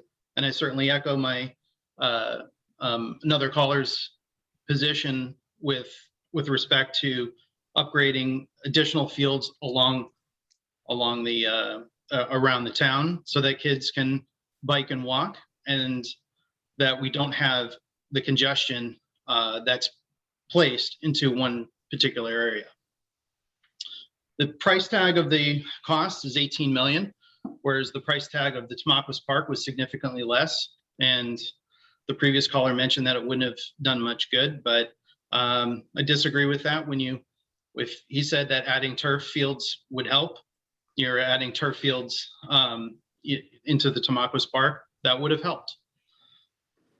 The payment of the plan is by using the pilot program, I believe is a tax abatement for a number of years. I don't know if it's 10, 20, or 30, but you're robbing Peter to pay Paul, in my opinion. The lights, I understand that there's a picture of lights in the field and that there's light pollution. It's more the noise in the neighborhood, as well as the parking situation and congestion. So when you have events that are both going on at Keller and Edison, and if they're both at night, then you just get that much more noise and night pollution in that area. That's all I have tonight, but thank you for allowing me to talk. Thank you. Thank you, Mr. Wilson. Thanks, Matt. We have, hold on. We have Kristen Wilson. Hi, good evening. Yes, go ahead. So I'm Kristen Wilson. I live at 13 Normandy Drive. I wanted to speak tonight just to express my concerns about the proposed field project. One of my biggest concerns as a mom is the safety aspect of bringing so many more cars into the area of Edison School. I know the council has been working really hard over the past several years to make Westfield more pedestrian and bike friendly, which I think is wonderful and very much needed. I really appreciate that. But unfortunately, I'm just concerned that this plan with Edison will really undermine those efforts by drawing more traffic to an area where people walk and bike frequently. One of the nice things about the area around Edison School is that so many people walk and bike. We have, kids coming and going to all the different schools, friends' houses, people walking dogs. As you probably know, the track team runs right through this area, going from like the high school Keller area to Tamaqua Park Field. And as another resident mentioned, there's some paths that connect. There's the path that connects the Knollwood High Slip area to Normandy Drive, and then one that connects Normandy to Willow Grove, which makes this a really popular route for walkers, bikers, runners to go from other parts of town to Tamaqua Park. And just with where things stand now, I've seen, I hate to say, but multiple near misses between kids walking and biking around Edison and cars, especially around pickup time at Edison when there's more cars parked on Rahway and Vermont and Normandy. And I think I have, definitely a concern as a mom and maybe a different perspective because, once your kids are in middle school or high school, parents aren't walking to school with them, so they're not really seeing what's happening. But as I've come and go around that time, like I've said, I've held my breath a number of times seeing the kids interacting with the cars and just some really frightening things. And my concern is that this will just get worse and be a more frequent occurrence with the proposed fields in use. And I think it's really easy to think, the proposed project will only impact the people who live adjacent to the field, but I think it'll really create a more difficult and dangerous situation for anyone coming through that area. I have 3 children. They're all involved in sports, and I really want my kids to be involved in sports. I want all kids in Westfield to be able to play sports, but I also think there's a lot of value to kids being able to walk safely and bike to schools, to the park, to friends' houses, into town, to 7-Eleven, which seems to be popular with the middle school boys that my son hangs out with. And I think we really need to think about how we can improve the field situation, but to do it in the smartest, safest way possible. I think, one thing we can all agree on is that we want the best for the kids in town. And I would just hate to see us trading one problem, the lack of field problem, for another problem, which is making things more dangerous for pedestrians and bikers in the area. So that's just something that I felt strongly about expressing, and, that I hope will be considered as we, go forward and discuss, possible solutions to the field situation. Thank you. Thank you. Yep, thank you. We have Austin Williams. Austin, you're on mute. Are you there? Austin? You're on mute. Austin Williams, are you there? I don't think his hand is raised, Jim. No? Okay. Okay, he was at the top of the slide. Anyone else like to be heard? Anyone else want to raise their hand virtually to be heard?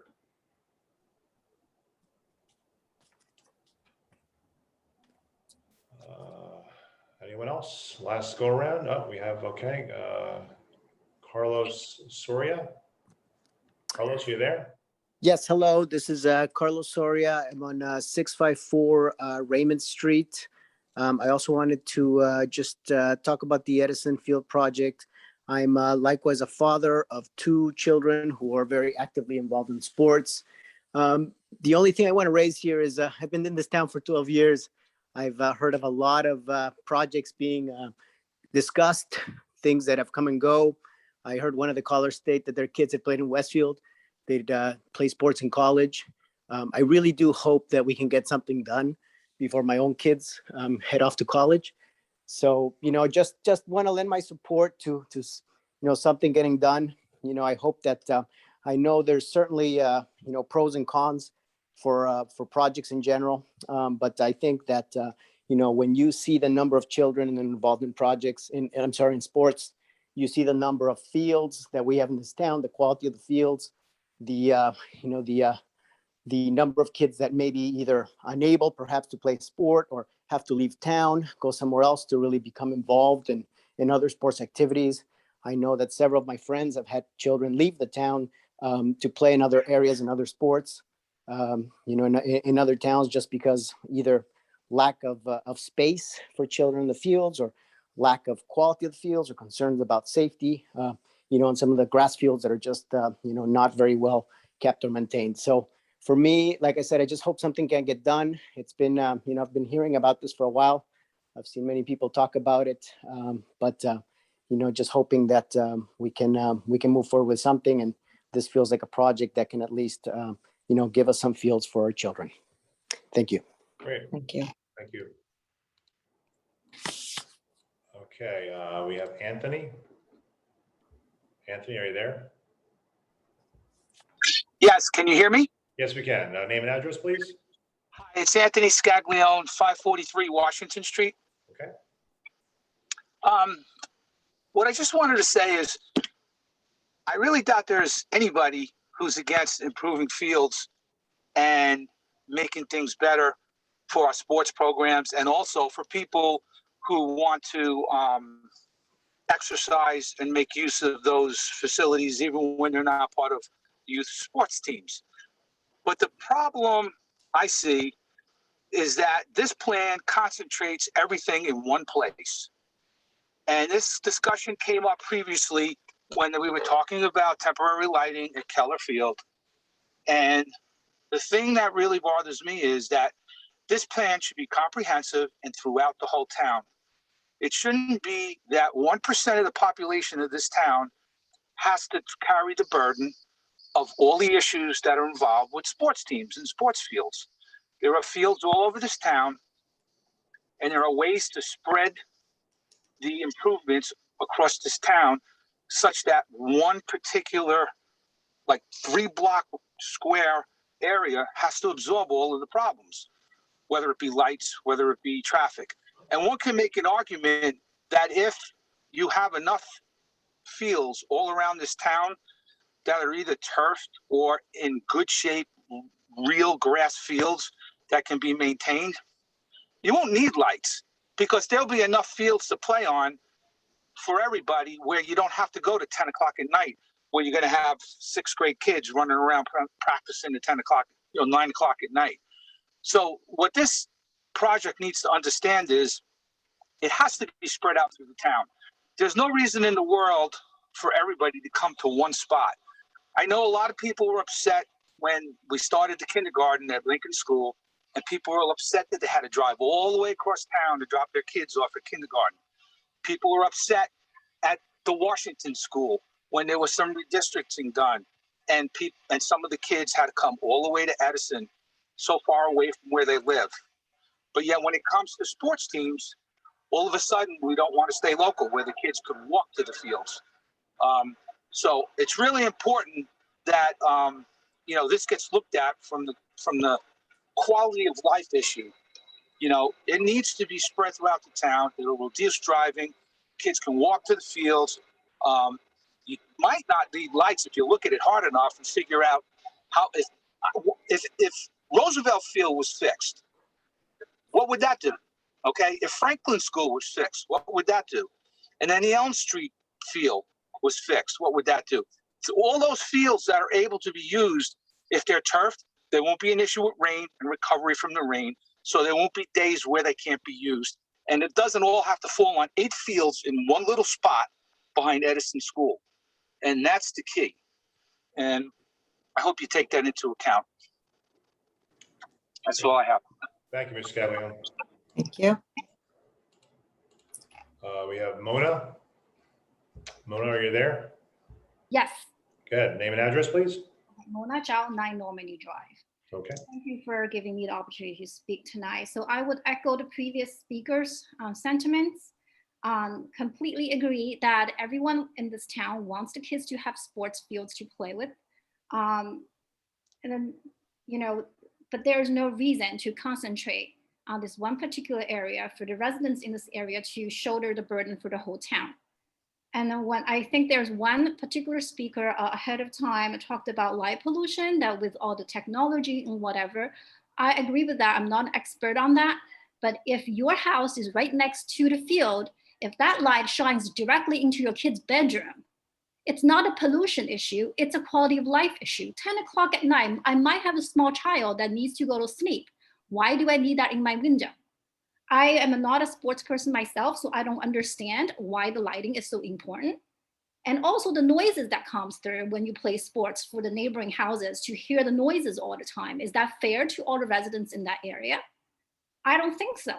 You know, it's very easy for people who don't live in the area to say, oh, it's wonderful to do that. But when your house is right next to the field, how would you feel? I want you to really think hard and look inside yourself to answer this question honestly. If that field is right in front of your house, your daughter's bedroom, would you be okay with it? I am not an expert on economics and finances, but the $18 million price tag is pretty huge. I'm not against improving fields, but we need to look at it in a comprehensive way to see if the town can come together and be honest about it, that, you know, why can't it be on the, if we be selfish, say, why can't you improve Roosevelt? Why it has to be Edison?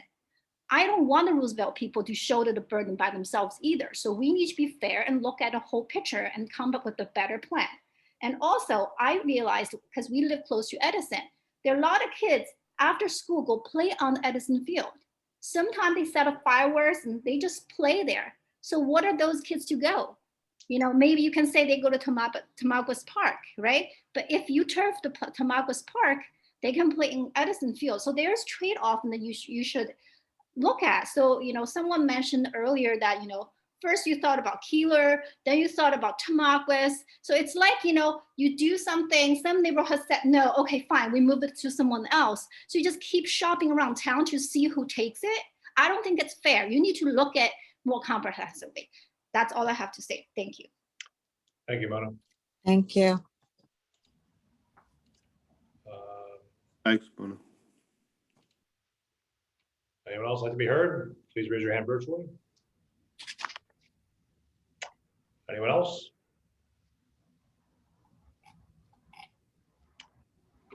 Mr. Crawford? Are you there? Hi, can you hear me? Yes, go ahead. Name and address, please. Sure. Brian Crawford, 795 Knollwood Terrace. Good evening. I really wanted to talk about the Edison project from the standpoint of the environment. What environmental studies are planned for this project to really measure the impact, you know, in terms of traffic, in terms of rolling out 400 square feet of plastic carpet on the field, in terms of the cost of the lights. What study has been done around that to understand what the economic impact is to our town in terms of the environment? We like to pride ourselves as being a progressive town, about having green initiatives. 400,000 square feet of plastic doesn't sound like a green friendly project. So, you know, getting people, having people drive all across town and creating congestion and traffic doesn't really sound green friendly. So, you know, I'm interested in understanding what studies have been done around that. With respect to public safety, I'm also interested in understanding what this is going to mean to our police force. How much are we going to have to expand our police force now to cover this additional burden? Are we going to have to rob from Peter to pay Paul? So people on the north side of town are going to have less police because we have more police now focused in the Edison area? How is that going to work? What is that going to cost? We've heard $18 million, but what other costs are associated with this project that we should be thinking about and be aware of? So I look forward to hearing more about it. And thank you for your time. Thanks, Mr. Crawford. Anyone else like to be heard? Please raise your hand virtually. Anyone else? Last go around. Anyone else? Seeing none, Mayor, you may close the hearing. Okay, great. Thank you very much, Jim. And thank you to all the residents who came to the meeting tonight, and particularly those who came up to share their views and comments and concerns at the mic tonight. We appreciate all of the feedback. I'm going to attempt to address some of these things, and I'm going to ask others on the council to help out at various points. I'm going to leave the majority of the questions that related to Edison Fields for the last part of this. Maybe we'll tick off some of the other questions ahead of that. I think I'll start with the question that Mr. Laporta asked about the engineer. Jim, I'll share what I know about it, and I'll let you add. But just to assure everyone, in the town about the process that we've been through to find a replacement for Chris Mcaloon, there's been an extensive search, and we do take this position very seriously. We want to make sure that we hire the right person. And we've had several candidates that we thought were going to work out that ultimately did not. So we basically have gone forward to hire Van Cleef as an interim fix until we can find the right person. Jim, I don't know whether there's anything else you want to add to that. I just, the only thing I'll add is that that's correct. We did do 2 searches, and I as the town administrator, it's my appointment. I take all the department head positions very seriously, and I'm very picky, frankly, of who is the right fit and that's going to serve Westfield properly. And we had some great candidates, but as the councilwoman said, it didn't work out. We did go out to a request for proposals for engineering firms. It's very common for the state of New Jersey, engineering firms serve as town engineers. It's a very common thing all over New Jersey. We haven't had that process here. We are starting it now. And I'm happy to say, as the resolution or proclamation we actually read tonight for Chris leaving, it's a requirement by the state of New Jersey to appoint a town engineer. And we have a new engineer. I actually was with him today. His name is Dave Battaglia. He's from Van Cleef Engineering, highly qualified, highly seasoned person. And I'm very confident in his abilities. The difference really is that it's a consulting firm, and it's a few less hours per week than a full-time person. As Linda said, we're going to see how this process works, but we have every opportunity to move in any direction we want and flexibility to go back to a full-time engineering. We're looking at other options, but I don't want to sell our process short. We have a highly qualified team that serves other towns already. And Dave, just today, we had meetings with the resident in town. We drove around town. I am very confident in his abilities, and I think we should all give him a shot. I think we're going to be very happy with it. And then this council and myself will be able to decide whether this is the model that works for us or not. And we have plenty of opportunity to change that. But and one last thing about the cost. When you have a full-time person, you're paying salary, pension, benefits, etc. When you have a consultant, you're not paying pension, you're not paying benefits. So we did look at that very closely. And right now, of course, it's only a 6-month contract to year's end, but it fits within our budget this year. And then we'll make some decisions as we move forward. But I'm very confident in Dave and his abilities and Van Cleef's resources that we can get beyond what we have of one person. So I think this is a good opportunity. And I wouldn't have suggested it or recommended it to council if I didn't think it was. There was also a question about the Wonder trucks, and I'll just let folks know that there has been a lot of engagement with the owners of Wonder to try to figure out the best way for us to address concerns that we've heard from a number of neighbors. So, please understand that that's an ongoing process. To invite them to work with our restaurants instead of being competitors to our restaurants, to help them find parking solutions that work for us, and and to address the noise issues. So that's an ongoing process, and we'll get back to you with more information as that conversation continues. As it relates to the Green Team survey, David, I'm going to just kind of take this on and thank Mrs. Murphy for her comments, that we're always looking to improve. And so thank you for your feedback on improving ways that we can receive feedback from the residents, so that we get the most comprehensive feedback. And we hear from as many people as possible. So we appreciate you looking at that and in as much detail as you did, and we'll take all that under advisement. I think honestly, most of the other, most of the other comments tonight really, related to the Edison Fields project. Did I miss anything, Jim? I know I know everyone's taking notes. I think that's right. We had people, everything else was related to Edison Fields in some Yeah. way with concerns or positive comments towards the field, yes. Right. And I just want to reiterate how grateful we are for people paying attention and coming to council meetings and giving us feedback on this.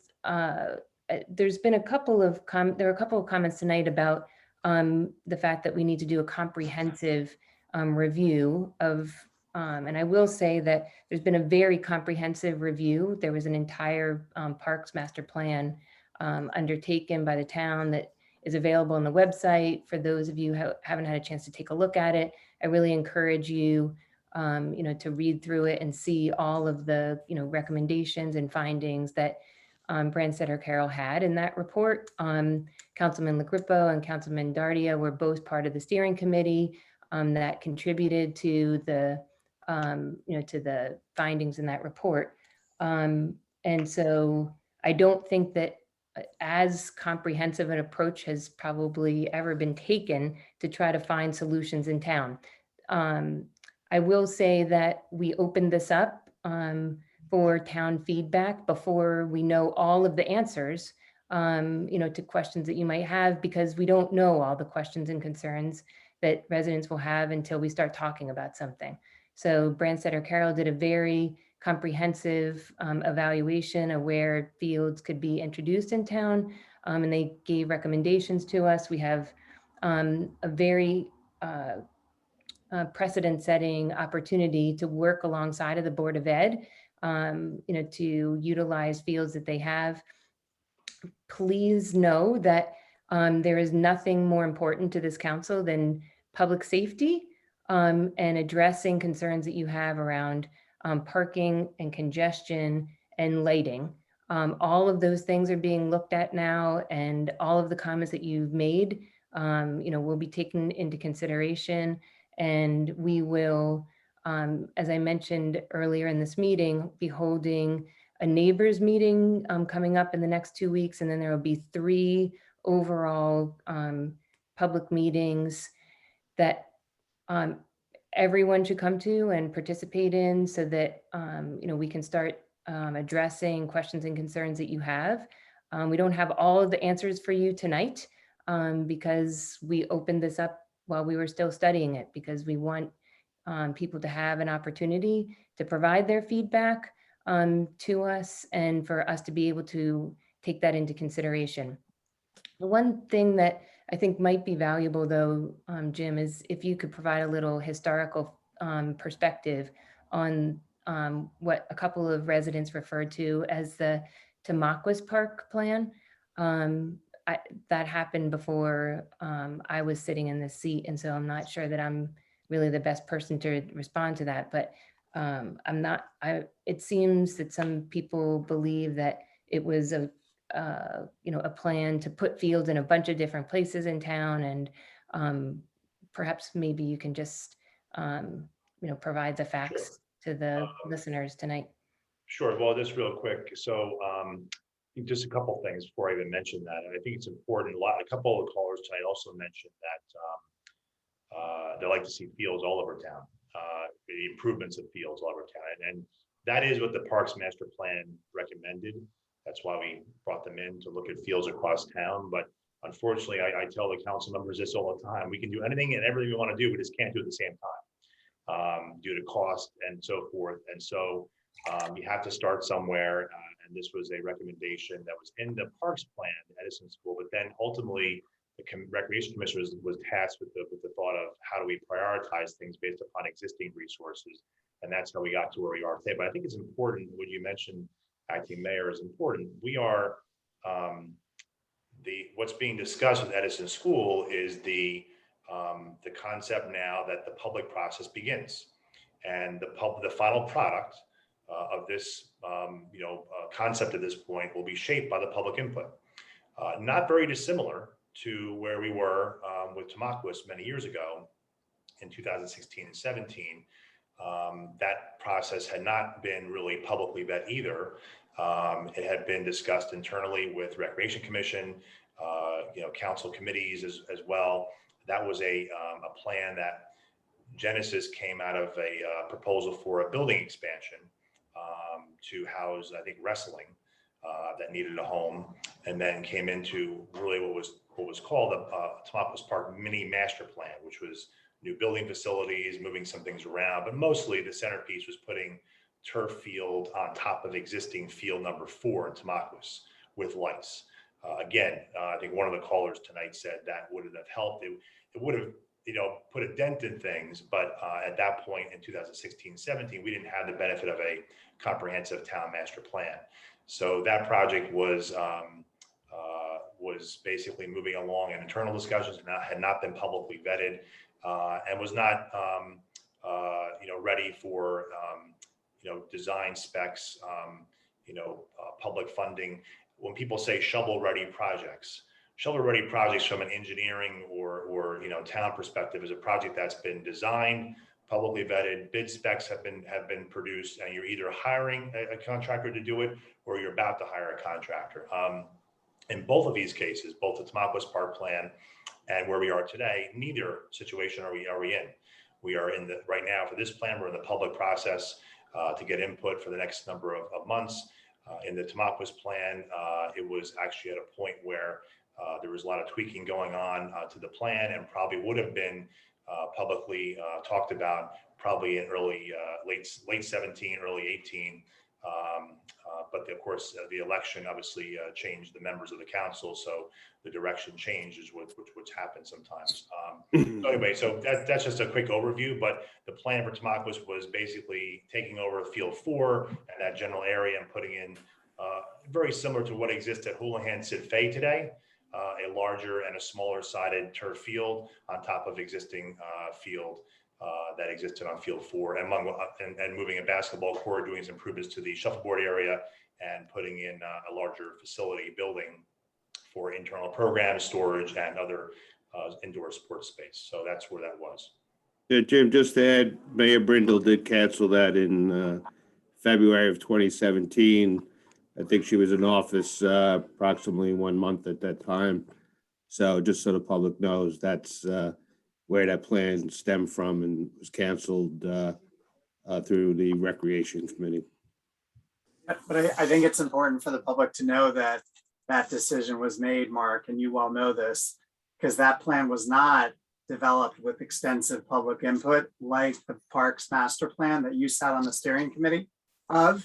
I think what the mayor and the council said at the time was, we should really look at all fields in town and come up with the best approach to addressing our field deficit or our lack of fields, rather than just talk to particular user groups and just basically let's put it into Tamaulipas because it's easy.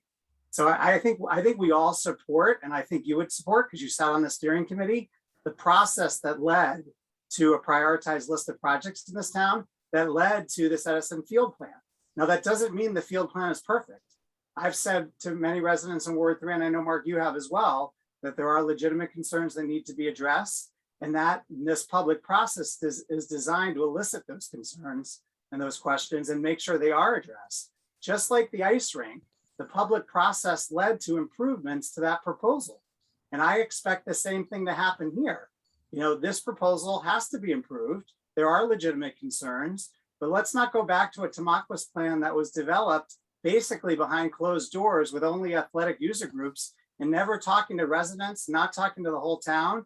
And it would have transformed Tamaulipas from a beautiful park into more of a recreation complex. And I think a lot of residents would have been opposed to that. So I think Mark, please don't interrupt me. Please don't interrupt me. I don't interrupt you, okay? Be respectful. That's the one thing you owe me, and we all owe each other, is to be respectful. So I just want to say that the master plan was precisely done to understand what this town wants across all user groups. That's what ultimately leads to a better proposal. We're now in the public input process to improve proposals or radically change them. We have to see where this process goes. Yeah, I'll just say, Just real Councilman. quick, Mark, real quick, Mark. Yeah, go ahead. There are two corrections we need to make here that you said. First is February 2017, that's the wrong date. And when we all decided to hold off on that Tamaqua plan, it was just that. It was a collaborative decision. It wasn't just Mayor Brindle. Let me just add, it was February of 2018. Mayor Brindle was in office less than 30 days, and we had the concept. And the biggest disappointment about the steering committee is the Tamaqua plan they came back with was basically the same exact plan minus turf, which included lights, which really doesn't make sense if you're not going to turf it. So, you know, we could have the back and forth, but the concept was there and we could have tweaked it or moved forward with it. And David, you even said, your quote is saying, you know, just give us another year. And that was 3 years ago. So, yeah, that's the reality of it. Yeah, but Mark, let's not talk, let's also acknowledge that you sat on the steering committee that led to this proposal. So now I know you're totally against it. You're not even giving the plan that you supported. You voted to approve a chance. Now, as I've said, I think all the residents who spoke tonight have legitimate concerns that need to be addressed. Yeah. Absolutely. And I started to bring some of them up myself 2 weeks ago because I could anticipate what the issues are. I wish you had actually, you know, made sure that some of these issues were addressed. David, let me finish, Mark, please. All right. I don't think I need to mention, you know, respect again. So again, I think we need to let the process play out. We need to hear the residents, identify their concerns, primarily in Ward 3 and 4, because Edison straddles both. I think parking is absolutely a concern. I think traffic is a concern. I think noise is a concern. I think the lighting, absolutely, we need to better understand it. I think the pictures do tend to speak that the light does not project out as it may have done years before. But we shouldn't kill this plan before the public process is consummated and completed. And we give the experts who develop the plan enough opportunity to address the concerns and possibly refine the plan. So maybe it could work for Westfield. I feel like, you know, you're putting too many, right now, it's sort of like, do we say yes or do we say no? And I don't think that's the decision in front of us as a council. I think right now the decision is no decision. There's a proposal that needs to be evaluated, that needs to be assessed, and in my mind has to be improved, just like the ice rink. And that's what we should have let happen. I think Councilwoman Mackey would like to say something. Hi, I just want to clarify that this plan actually never made it out of the rec. It never made it to the council at all, never made it past the rec department. But I also want to say that I echo David's comments and really every resident. We have a lot to talk about here. We're at the beginning. I know that I was out there Friday speaking to residents that they have very valid concerns that we will listen to and address before we make any decisions. But I really, as a Ward 4 representative, I am flabbergasted that everybody on this call seems to think that the Tamaqua plan was welcome in that neighborhood. That the user groups in that neighborhood well exceed sports teams. We've got people who walk, bike, jog, bird watch, bring children to play. So they didn't want turf in there. They didn't want lights.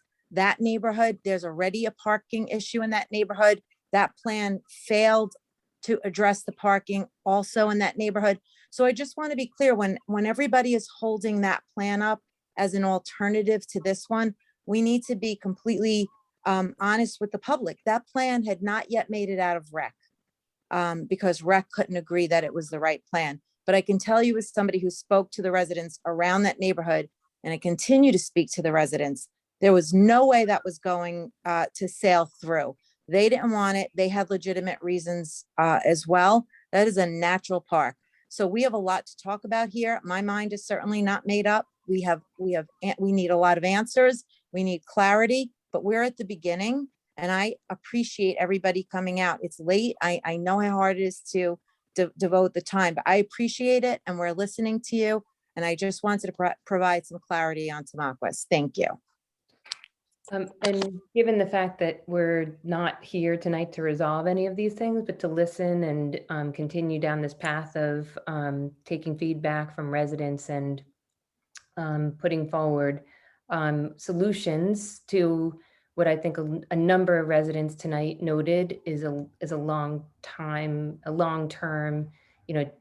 problem that we don't have sufficient fields, and it is pushing kids to play, their sports outside of town. So we're trying to take very strong action to come up and move forward with a plan that will address the issues.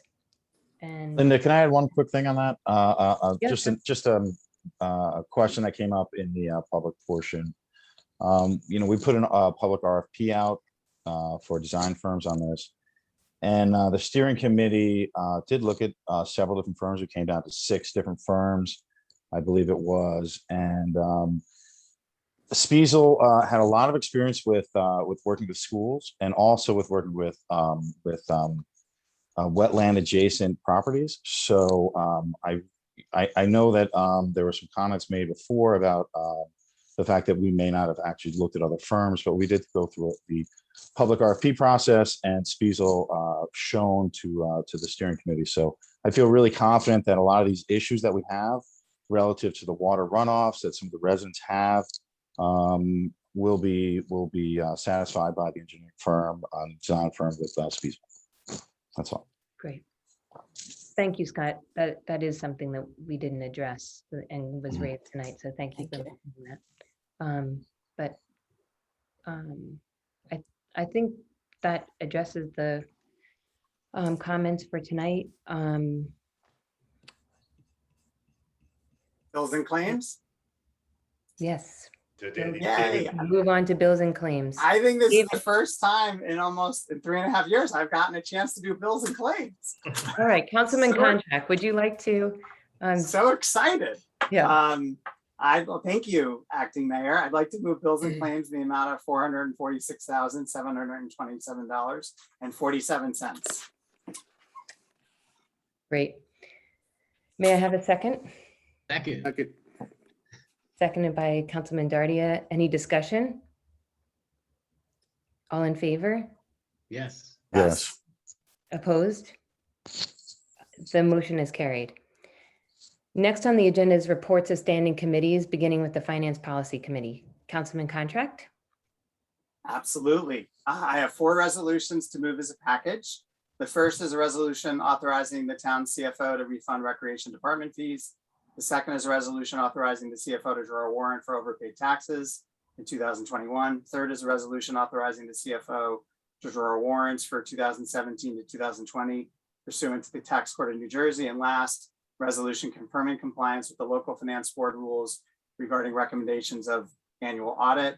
Just for the public to know, the town always submits its official financial statements to the state, and it gets audited, and we always sail through with a very strong audit. And this is just a resolution that confirms that every council member will sign and attest to, but it really speaks to the excellent financial stewardship of our administration.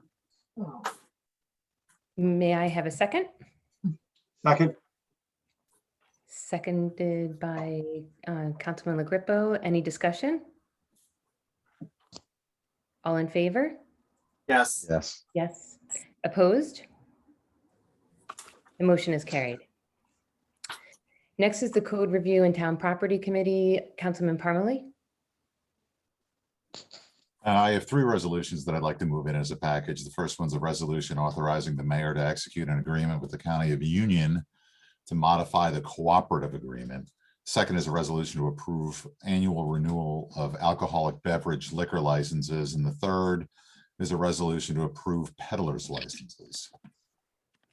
May I have a second? Second. Seconded by Councilwoman Mackey. Any discussion? All in favor? Yes. Aye. Yes. Opposed? The motion is carried. I don't, Councilman Parmalee? I'd also like to move General Ordinance number 2219 on first reading, an ordinance adopting the Handler Building redevelopment plan. May I have a second? Second. Seconded by Councilman Dardia. Any discussion? Linda, I'll be voting no. Unfortunately, in good conscience, I can't vote yes, although the concept is cool, but just the way the process was handled by the council, it never came to code review for discussion. And I'm against increasing the density at the Williams Nursery location without proper discussion by the council. Mrs. Rowley, could you please call the roll? Councilwoman Habgood, Yes. Councilman Parmalee, Yes. Councilman LaGrepo, No. Councilman Katz, Yes. Councilwoman Mackey, Yes. Councilman Contract, Yes. Councilman Dardia, Yes. and Councilman Boyce. Yes. The motion is carried. Last is the Public Works Committee. Councilman Contract? I have three resolutions to move as a package. The first is a resolution to award a contract for the purchase of public works equipment. It's a front-end loader, including this year's capital budget. A resolution to award contract for the 2021 improvement of Willow Grove. That's being funded by state aid or state grant, repaving. And the third is a resolution to award a contract for the 2021 improvement of Prospect Street. This is being funded by state grant as well as county grants, repaving as well. Terrific. May I have a second?